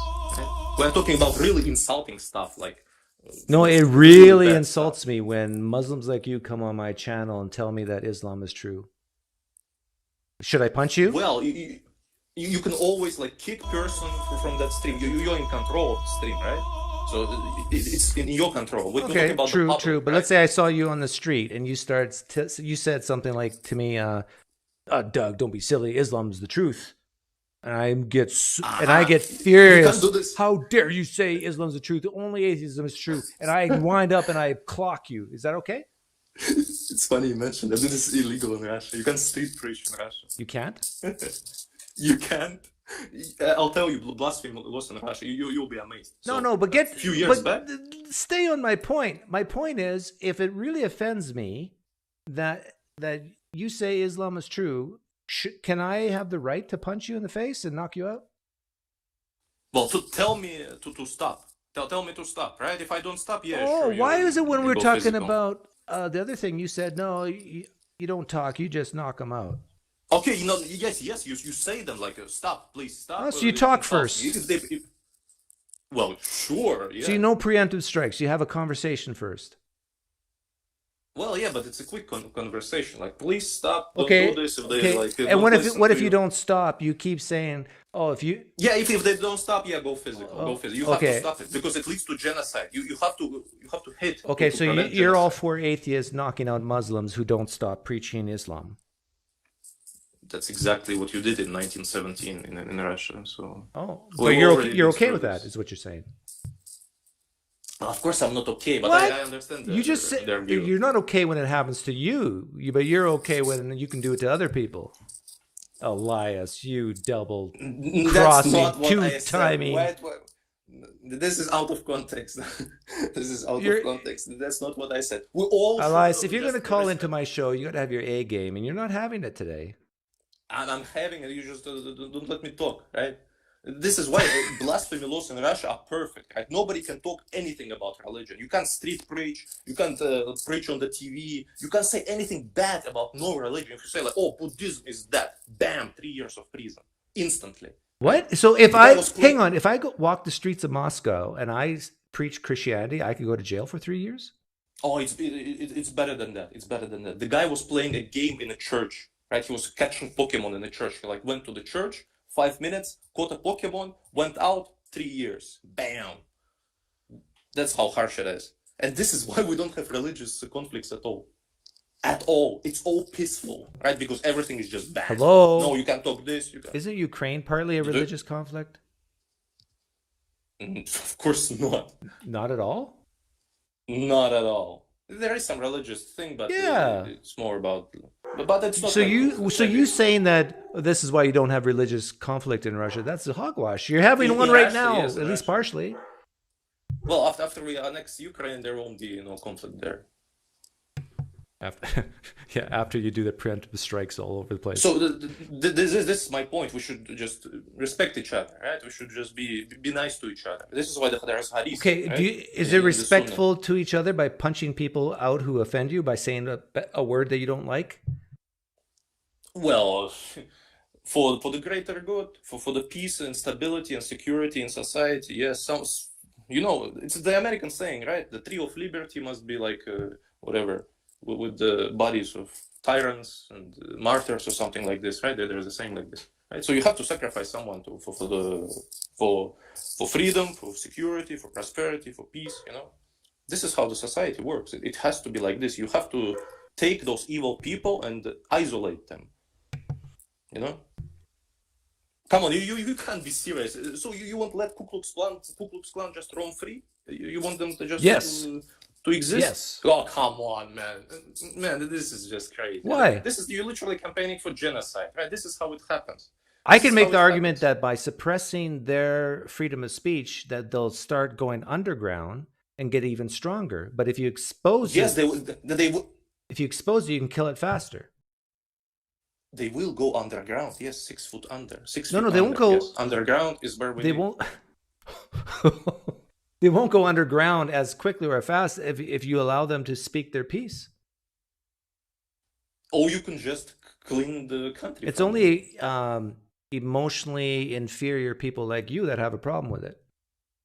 I don't know. It works just fine in Russia. It works just fine. Just fine. No problem. No religious problems whatsoever. Yeah, every word you say is just bam. throw them to Siberia, right?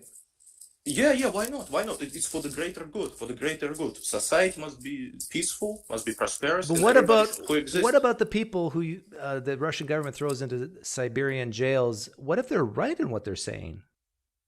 They're just troublemakers. But Just, what if these go- troublemakers are right about what they're saying? Nobody cares what they're saying. We just want to live in peace. We just Nobody want to be cares left about alone. what's right.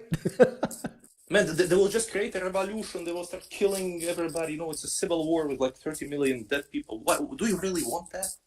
Do you really want civil war? No. Just because I don't want civil. dumb guy I don't says want some civil war. dumb thing. Yeah. But this is how it happens. It happens from But somebody no, insulted but you somebody. come on my channel often. You say many dumb things, and civil war doesn't happen. Like what? Okay, one dumb thing that I said. Come on. Well, Well, then I you mean should one. punch people for calling you a name. That's dumb. Bro, come on! If somebody comes to your family and starts calling your wife, your mother, your cat, Let them. like nasty stuff. My wife and myself, we're so emotionally stable and so superior to you that we can take it. Okay, chat. Come on, you can't side with PineCreek on this one, chat. There is no way. So my crazy. job, Just let people- the only thing I see as my job to do is to help children like you mature and become more psychologically stable. What you do, right, in terms of this freedom of speech, it leads to Holocaust. Okay, you just do not realize that. It leads to Holocaust, it leads to genocide. Because this is how bully works. You have to stop a bully before he, gets the thing done. Right? Okay. This is Have a good day, you Elias. really believe that.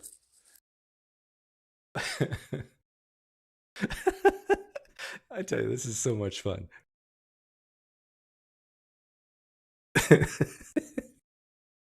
I hope you guys are having fun. You know what? I don't care if you guys are having no fun. I'm having fun. Okay. Run a poll, hit someone who mocks you, or take it like an adult. Yeah, that's a good poll. Hey, David. Hey, how you doing, I'm Doug? doing well, thanks. Are you a crazy person? No, of course I'm not crazy, but the last caller, I have to tag on to that and just kind of ask you, is there a line between free speech and violence where if you allow free speech to propagate, that it turns into violence, such as in the 30s when the Nazi Party spread propaganda, and allowing that propaganda to spread eventually led a government to take over and kill 6 million Jews. So I agree with you that I think violence is bad, but is there a line in There's the always a sand line. where we? Yes. What's that line? What's that line where you allow free speech to cause propaganda, to allow a majority of people to then cause violence? So, I mean, we could even hey, say David, this with the David. Okay, good. Sorry, Yeah. go ahead. The line is, so with your propaganda thing, there is a chance that what we view as propaganda actually might be true, right? Sure. Okay. So if you have a free speech situation where you got, let's say, certain sects of the press pushing something, you have another part of society, or even from other countries, pushing a different narrative, and a person can read both and make their own decision.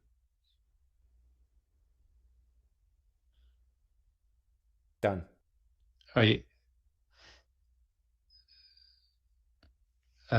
Sorry, your volume's skipped out on me. Oh man, so you didn't hear any of that? I heard the other country part. So basically, you let the freedom of ideas go out there, and you let opposing voices speak, so people can make their own decision whether, if you say or I say, oh, this is propaganda, we have other voices to look at and say, well, maybe it is, maybe it isn't. Let's hear other opinions on it. Okay. Do you think that's happening right now? Like, say, as far as the January 6th hearing committee, where there's one opinion of the January 6th committee, saying that Trump possibly knew it was illegal and possibly inadvertently directed people, and you probably have Yes the is rest the of answer. the world agreeing with that. Yep. Yes is the answer. And so how is that affecting half of America right now who doesn't believe in that? Well, that's their choice what they believe. So, I mean, would you agree that, though, if the half of the America that is believing the propaganda that the Republican Party is spewing gets into the majority, gets into government power, and then backs violence in relation to that? Do you agree that that's a It bad can. thing? When it does, it is bad. Yeah. So I'm doesn't just saying always. that last caller was probably spewing that line, saying that this goes into Antifa, right? All the Antifa riots where we could say Antifa was causing violence, and that's bad that Antifa was causing violence, but Antifa looked at the past and said, the last time that we didn't have violence against Nazis who were spreading propaganda allowed Nazi to take power and kill 6 million Jews. And there's probably a historical precedence for probably not allowing that free speech. What would you say to that?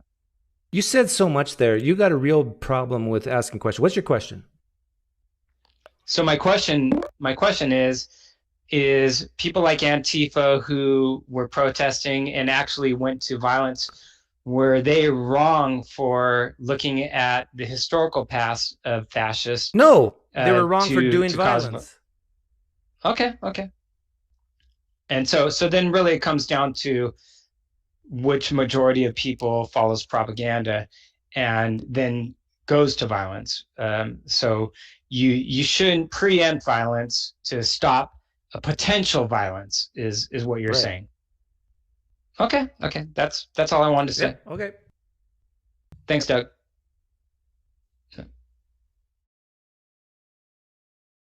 How long have I been going? Holy smokes.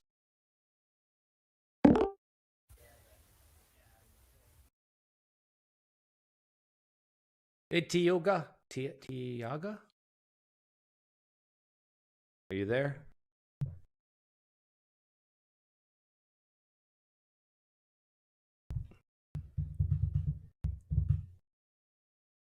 Hi there. I can hear you. You're a little quiet, but I can hear you. Hi, I'm so sorry. I was just listening like 2 seconds ago when you were talking to David. Yeah. About like the Antifa stuff. Yep. So like my question to you is like, okay, so if someone is, like I grew up in the South, like I only grew up in the South in like the early 2000s, but like I heard many people saying like, I'm gonna drag you behind my truck, I'm gonna fucking kill you, blah, blah, blah, blah, blah, blah. So like, how do we react non-violently to that kind of talk?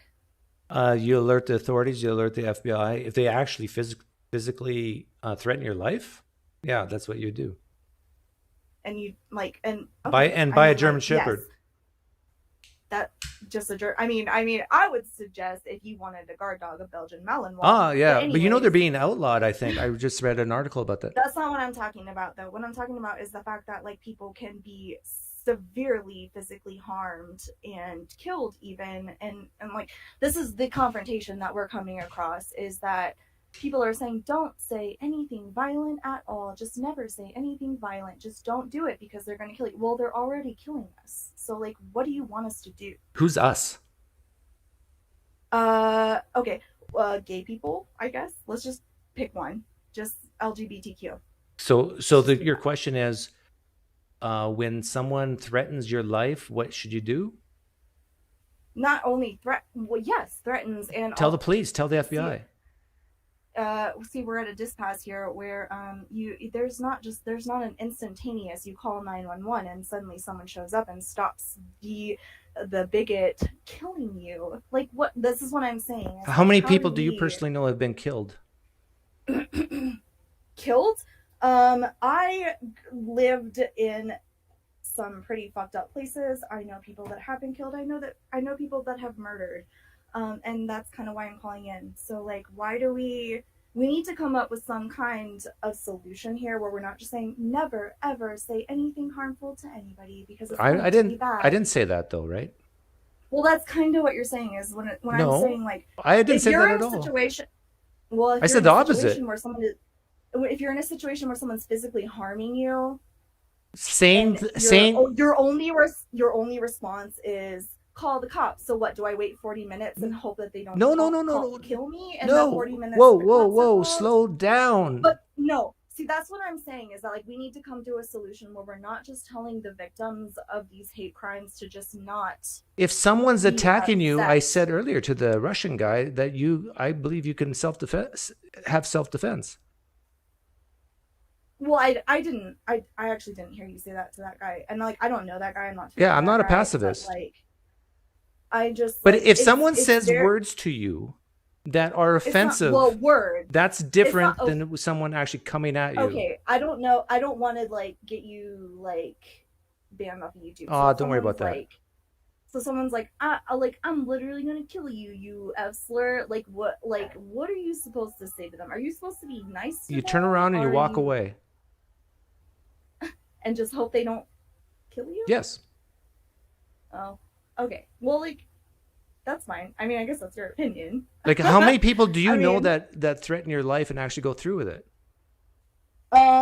Or other people's lives? I mean, I'm just saying that, like, most of the people who are, like, 24 under, like, do engage in physical fights very often, and that's why the courts are inundated with domestic violence things. And, like, domestic violence does entail, you know... We're talking about domestic violence? Domestic violence does entail thing when you call a cop and you say my boyfriend's about to kill me and then they're like why, and it's like, well, he's calling me the F slur or something.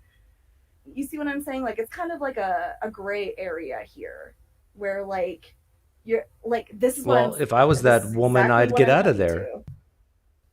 What do you mean get out? Leave that house. Like crawl over the rocks and hope that he doesn't chase after you? Well, what's the other option? Stay in there and hope he doesn't kill you there? If you're scared that... I mean, that's what I'm saying, is that you're saying, like, we shouldn't use, like, hate and what is that woman doing with that guy in the first place? I mean, that's what I'm saying, is that you're saying, like, don't be mean to these people. I'm using that in quotations. But it's like, we need to come up with solutions. I'm saying that you can use your words, but if someone's not attacking you, you don't attack them. If they just say something to you, I don't think that gives you license to take a shovel and hit them in the head. Yeah, for sure. Okay, so we're agreed. We're agreed. No, we're not agreed. What I'm saying is that if someone's saying like F you, F slur, I'm going to hit you with a shovel, what are you supposed to do? Are they holding a shovel? I don't know. Well, if they're not holding a shovel when they say that, then you know they're not going to hit you with a shovel. This is the point that I'm calling in, is that like you keep offering these blasé reactions to these situations where this is not a common situation where people are encountering these things. People are encountering situations where they're literally being told they're going to be dragged behind a truck. So how are these, like, you know, Antifa people, Antifa in quotes, supposed to react to people saying, I'm literally going to drag you behind a truck? I mean, I went to high school in the South. People would literally hold up chains and say, I'm going to drag you behind a truck. What are we supposed to reply to that? Say, okay, and walk away. And then just... And then if they come at you with chains to drag you behind a truck, then you pull out your concealed weapon and you shoot them. Okay, well, that's like not the feeling that I was getting from you talking about that. I'm not a pacifist. So what you're saying is that yes, okay. Because I mean, I'm just. But you don't. But just like... because they make most of the threats that are made in society, like what percentage of the Americans are murderers? It's like under 1%, right? Is it? I don't even know the answer. No, for sure. Yeah. For sure. But that's what I'm saying is like I think it's an unfair thing to say to an oppressed class of people who are, you know, literally being told they're going to be dragged behind trucks, to be like, just walk. Like we have to offer more. What's your suggestion they should do? My suggestion is to not approach them with such vitriol and be like, yeah, that really fucking sucks that people are saying that to you. That really fucking sucks. Let's deal with that. Not just walk away. No. What I'm asking your opinion on is, if someone came up to you and said the most heinous things, I'm going to drag you behind a truck, what do you suggest you do? What do you think you would do? No, that's what I'm asking you, because you're the person I know. with the YouTube I'm channel. asking you, what do you think? You just said that you would wait until they held up a chain and then you would shoot them, right? Well, if you thought it was a highly probable that they were actually going to kill you, then yes, you have the right to defend yourself. Cool. So cool. So like, I'm just checking it out right now. Like, I can hang up after this. If someone holds up a chain, says, I'm going to drag you behind a truck, F-slur, we can shoot them, right? No, only if they're coming at you with a chain, and only if they like run after you with the chain and are like, I'm literally going to hook you in the back of the head. Yeah. Yeah. If they're coming at you with a weapon, I'm not suggesting you just lay over and die. All right. I just. But if someone calls you know if someone just calls you the N-word or some epithet, I don't think that is justification to punch them in the face or take out a weapon and cause them harm. Okay, for sure. Okay, so we're agreed. Okay. I mean, at what point is the hand raised enough that you say, I'm going to actually shoot you? Well, I think each state has different laws on that. Like some states says that you actually have to back up, and if they follow you, then you have and corner you, then you can shoot. Other states say that you can stand your ground, and if they keep coming at you, you don't have to back up and you can shoot. So my advice is know the laws in your state, because you don't want to go to jail for manslaughter. You want to make sure that you have the law on your side for self-defense. Awesome. Well, thank you, PineCreek, because that is exactly what I wanted to hear. I know it's like state by state, but I don't like it when people get what they want to hear. I gotta. I like you mostly. So yeah, okay. I'm sure you have more callers. So okay. I appreciate Take care. Bye. Well, Flamio, why do some women prefer to have abusive boyfriends? Well, that's a good question. I think it has to do with the need to be loved and willing to compromise. What states are stand your ground states? It's probably all the red ones, right? Was I right? Like there are some states that you actually have to retreat before it can be considered self-defense?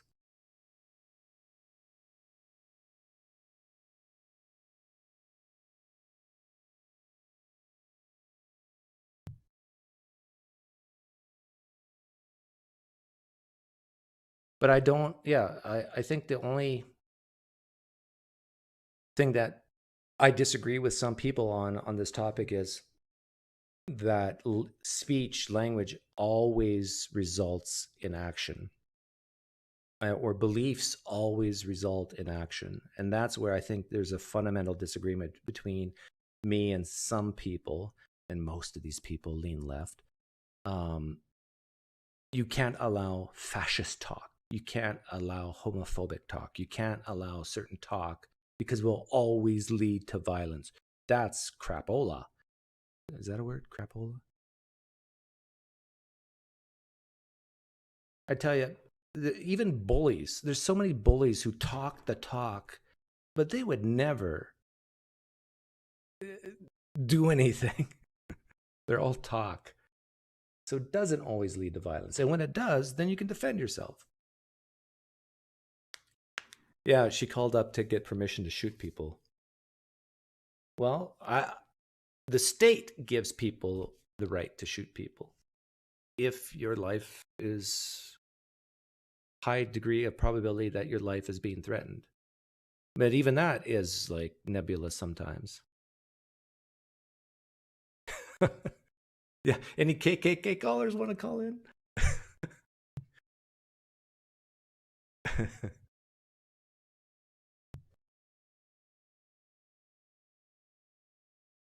Some states that won't let you stand your ground against trespasser in a woman's womb, usually.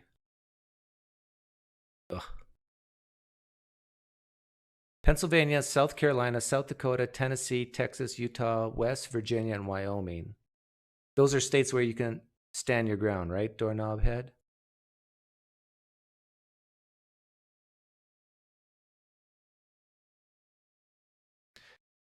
Yeah. And my guess is if it's a blue, like if you live in a blue state and you're in that situation, I think to be safe, so you don't go to jail, you have to back up. You have to get yourself cornered first before you can fight back. But in the States, that Doorknob Head put out, I don't think you have to do that. If someone comes at you with a gun, you don't have to back up. You don't have to take cover. You could just take it out of your holster and shoot. Wildheart, what do you want?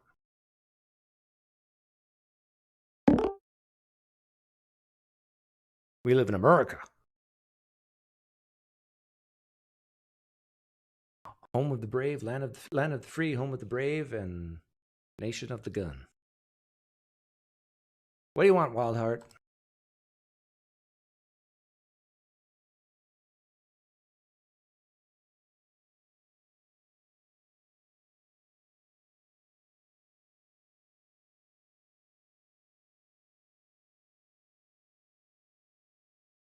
In Canada, the state gives you rights.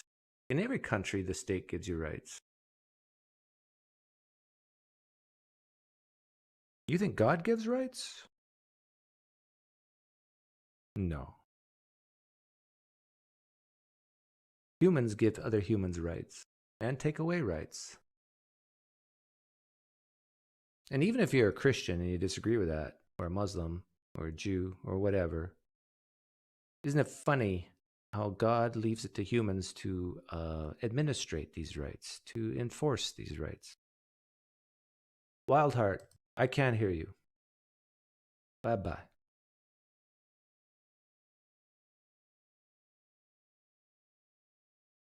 Am I quiet again? God gives us our rights. That's what they want you to believe. The Illuminati wants you to believe that.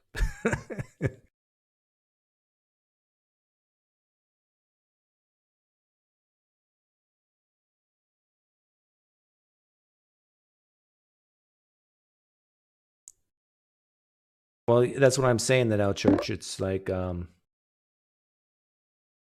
it interesting how humans have to do all God's work? Word of the Wild. Hey, Doug. Hi. I've been on your show before. I was the pastor. This is like a year ago, but former pastor or whatever. You probably don't Were you a pastor when you came on my show? Well, no, I had just been recently dismissed of my duties. Oh, okay. So, but I go by non-practicing pastor now. Is that fair? That's fair. I like your John Deere tractor in the background. Oh yeah, I forgot to put it away. I used to drive those for hours.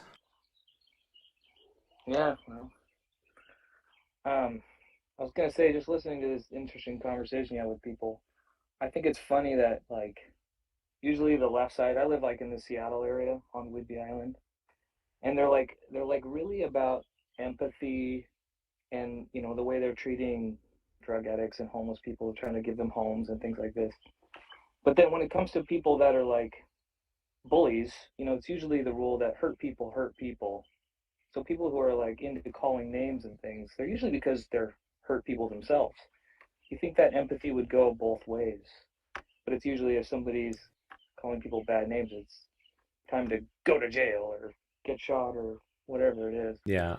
And then on the other side, the people with the guns, like the red states, they have guns, but they're usually very tough, thick-skinned. You know, if somebody calls them a redneck or something, I don't think it'd come to blows. Yeah, no, you're right. Just an interesting thought. Well, actually, if you have a gun on your For hip, listeners out there. if you have a gun in your hip, there's less likely someone's going to call you a bad word. Well, yeah, that's true. I don't think people are. I don't see a lot of that anywhere. I mean, there's some pretty. Well, you're in Seattle. A lot of gun owners on Whidbey Island. Well, I'm on Whidbey Island, and it's like completely split down the middle. Like Langley's, like hippies and bleeding hearts, and then the other side, like there's more guns on the island than. No, I live in Arizona. I'm in Tucson, and so I can go into a Circle K or whatever. And often, I'd say most of the time, there's at least one person with a gun on their hip. No way, really?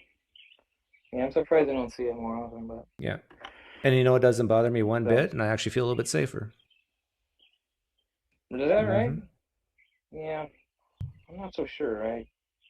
I'm a little scared of guns, but I mean, I have several, but I've been thinking about I'm getting more rid of scared them. of people than I am guns. Really? Well, you're stronger than me. A I'm gun's still never holding out. shot me while sitting on the shelf. Do you have one of those stickers? Guns don't kill people. No, People kill people. Or you one of those? no. Well, but there's truth. Everybody admits, whether they want to or not, that that's true. Well, yeah. Unless a gun actually falls off the It's all good. shelf and is loaded, and gravity then has killed you. But Or you fall down an elevator. like a shaft very onto some bullet. uncomfortable thought experiment that I've had is on the issue of gun laws is Windsor and Detroit are just across the border from each other. Like they're very close to each other in geography. But if you took all the people from Detroit and moved them to Windsor, and took all the people from Windsor and moved them to Detroit, and kept the gun laws the same in the respective cities, what do you think would happen to the gun violence in Windsor? And what do you think would happen to the gun violence in Detroit? This thought experiment bothers people, but it proves a very important point. Well, what is it? The point is, that some people are rotten. Mm-hmm. If you had better people, then the whole idea of gun violence wouldn't be such a big issue. And when I say, and then also I should be a little more courteous and say that some people are just genuinely sick, like mentally unstable.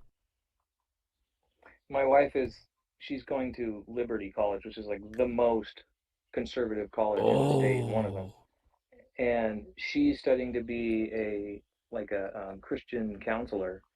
And she even in her studies, they're showing that even when a gun is present in the room, like they've done these studies, violence goes up, like people's violent tendencies goes up. Like they do these studies and they have a gun in the next room and people would walk by it and they'd say, oh, don't worry about that gun. It's for some other thing we were doing. And then they'd give them this test and then they would have to tend towards more violent answers just with the presence of guns. Really? That's interesting. Yeah. And this is coming from Liberty. Because I was raised in a house where there was always a gun on the wall, and we were Mennonites. Go figure. Really? Yeah. That's because we used the gun to kill animals that were attacking the livestock and stuff, like non-human animals. Non-human animals, yeah. Not people animals. Not that I know of. I don't think my dad ever shot a human. I guess once I got you on the horn here, I'm interested to hear your thoughts on a lot of this stuff you're saying about turn the other cheek. Is this you converting to Christianity here? Oh, you talking about just with words? Yeah. Yeah. No, to me, I think we have to allow speech that makes us feel bad and uncomfortable and even hurts our feelings, because you never know when that speech is leading to something that's true. In other words, there's always going to be something that I can say to a Christian that will make them feel bad or hurt their feelings or give them any type of negative feeling. But I truly believe Christianity is false, right? So this is But you believe it's false in that Jesus isn't God. But if I say Christianity says violence is wrong and you should return violence with love, then you'd say Christianity's true. Well, it depends on the type of violence. Like I just said to the lady who called earlier, that if someone's coming at you with chains and going to try to kill you, take out your pistol and shoot them. Like I have no problem with that. Right. But if someone's coming if someone is coming at you and just calling you bad words, then I'm saying have the thick enough skin that you can just shake it up and say, you're a stranger to me. What you say doesn't matter to me. Yeah, and I think you're right. But if you're a community like in Jesus's time and you're being persecuted and dragged away because of your faith, and you got this guy saying, "Let the Romans persecute you, and when they hit you, turn the other cheek," you'd say that that's true. No. Or would you say, find a sword and kill them right Yeah, back? no, I would say that. Like if the Romans are threatening a Christian's life, Like I would say, they have the right to. Well, back then, not legally, but in my moral intuitions, I think you can defend yourself. You would lose against the Romans. It might be futile, but Yeah. you can at least try. And if the Christians had fought back, they might have started a war, which they ended up being a war, and then they would have been Yeah, later on they did do. utterly annihilated. Later on they did do that. I'm trying to think of something I could formulate a sentence that you agree with and say Christianity's true. Well, there's definitely things. There's definitely some me. things about Christianity that are true. Right? Like what? Well, I mean, I think so, but I'm curious. Like, I think giving to the poor is on the right track. Like, if someone is hungry, I think feeding them is a good thing. Yeah, we all think Yeah, that, right? yeah. Generally? I think Yeah. I think some of the things about I said this on another live stream and I got in trouble about it, but I think some of the Christian interpretations and Jewish interpretations of why women are the way they are and certain commandments, why men are the way they are, reflect our evolutionary history. Like men desire respect more than love, whereas women desire love more than respect. I think that's evolutionary, and I think that's why Paul says men love your wives, and why he says women respect your husbands. He uses the word submit, but depending on the translation. I think Christianity got that right. I think most husbands, they don't actually require a lot of love from their wives. They just require respect. And I think a lot of women respect not so much. It's just like, love me. Like, you know, hold me. Right. When's the last time you held your That's wife? like, to me, I've held her many times today. It's been kind Just of listen. Don't try to fix me. Just hold me. yeah. Yeah, and I mean, I agree with you on most things, PineCreek. Let me ask you this. I was watching, you're on what's her name's channel every once in a while with the Word of Truth when you got these massive Rebecca? Yeah, Rebecca. Bread of Life. Does that make you feel old? Because you're definitely like twice as old as everyone in there. Not Rebecca. She's probably 40 something. Are you serious? Really? Yeah. She has a 20-year-old son, I think. Pretty young. Is that right? Yeah.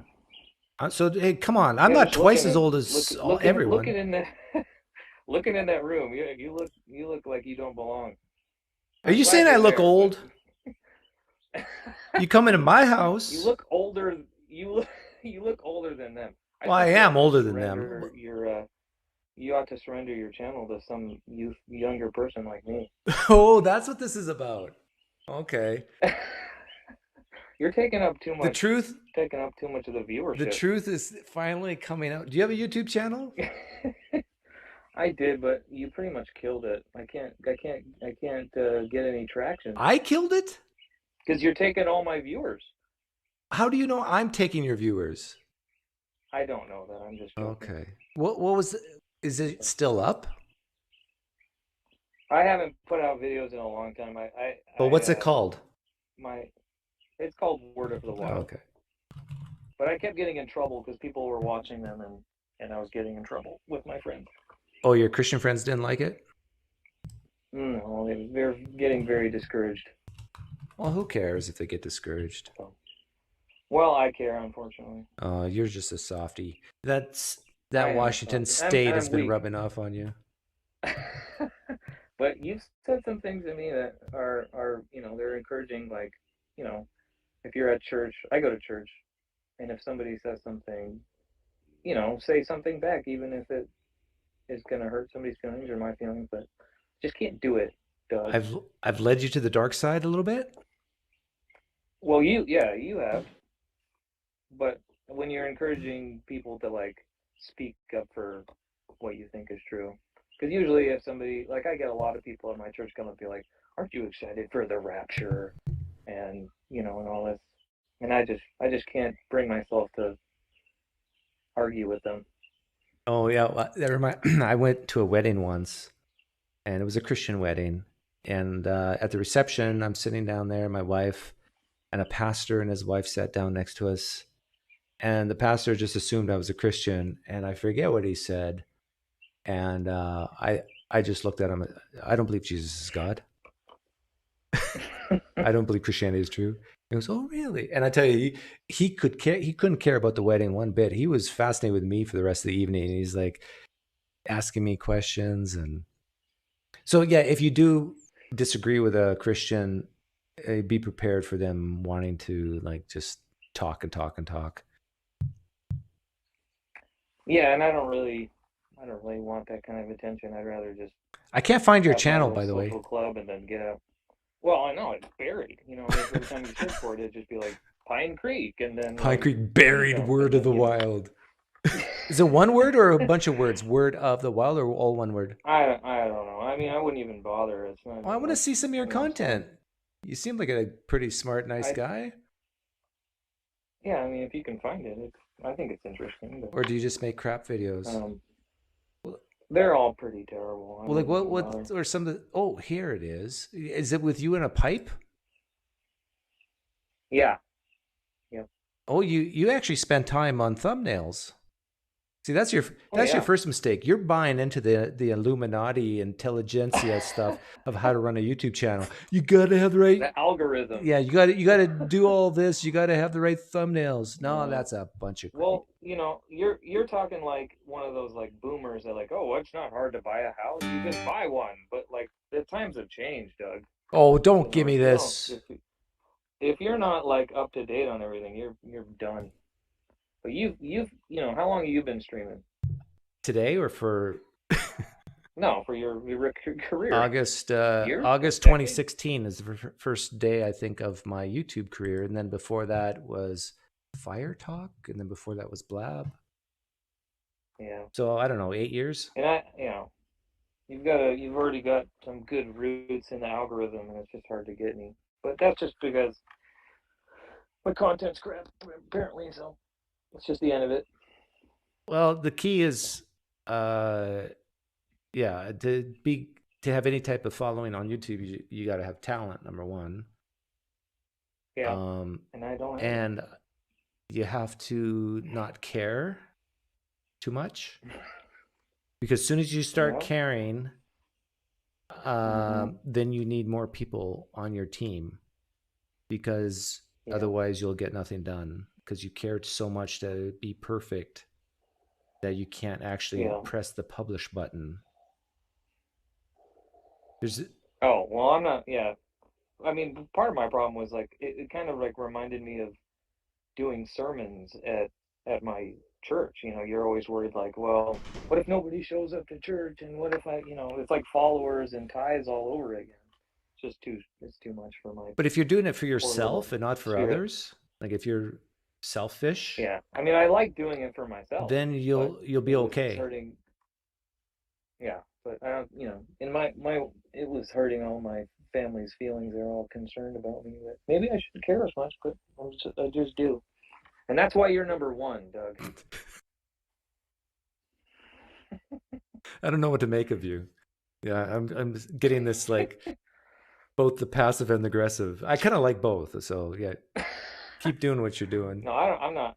I'm just joking. I know. I do wish I could get like some of my point of views out there, but I don't think it's not worth. But I hear what you're saying with your family and friends who are Christians. Like I have to bite my tongue sometimes.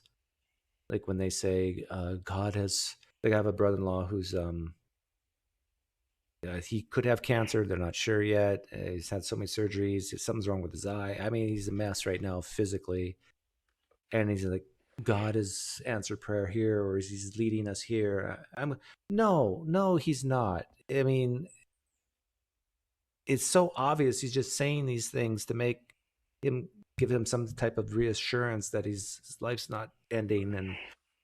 And well, that's where I would probably disagree with you, Doug. Like, if people are like going through stuff and they go to God, I think that's like probably good for them. No, I agree with you. But I still have to bite my tongue. Like that's the reason why I haven't said anything is because of what you're saying. Right. Because I rather him go to God than come to me. Yeah. I mean, as ridiculous as it is, it's like. It's almost like evolution. Someone just said that you're my son. I don't want to have to. I'm Mr. Word of the Are you World. my dad? you, Kind of similar hair. To you remind should have came on the channel and said, Doug, you're not going to like this, but you remember how... Hey, Dad. Why did you leave me? You said you would buy some cigarettes, but you never came home. He never came back. That's funny. Well, I gotta get going, but thanks for having me, Doug. Okay, take care. Treat that John Deere well. Yeah, I will. Bye. See ya. Okay, that's enough of this.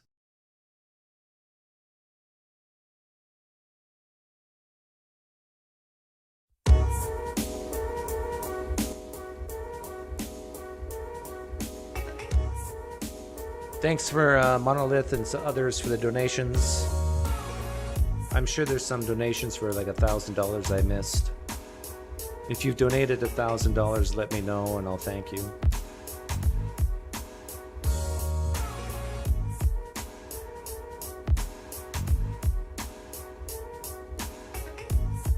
PineCreek and Stalin, #1 in what they do. No, not really. Stalin cared.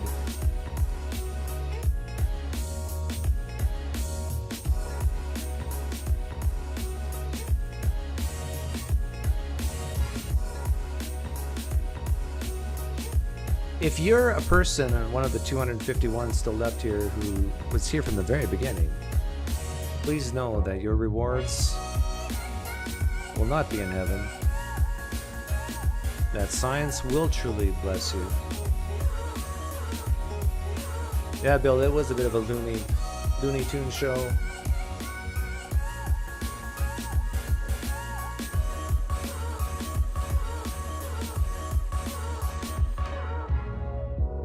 Thank you, John, for donating $1,000 to the PineCreek channel.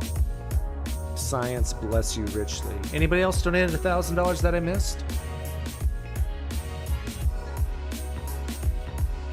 Like when I'm talking to guests, I'm focused there, so I know that when people when they sow a seed for $1,000, I don't see it all the time. Anybody else sowed a seed for $1,000? When you sow a seed for $1,000 here at the PineCreek channel, I don't know how it works, but typically you'll get a 10-fold return on your harvest. Nero Poster, get out of here.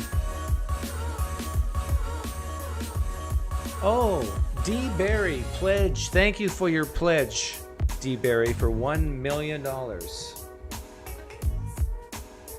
Because pledge means donate. Just ask Amber Heard.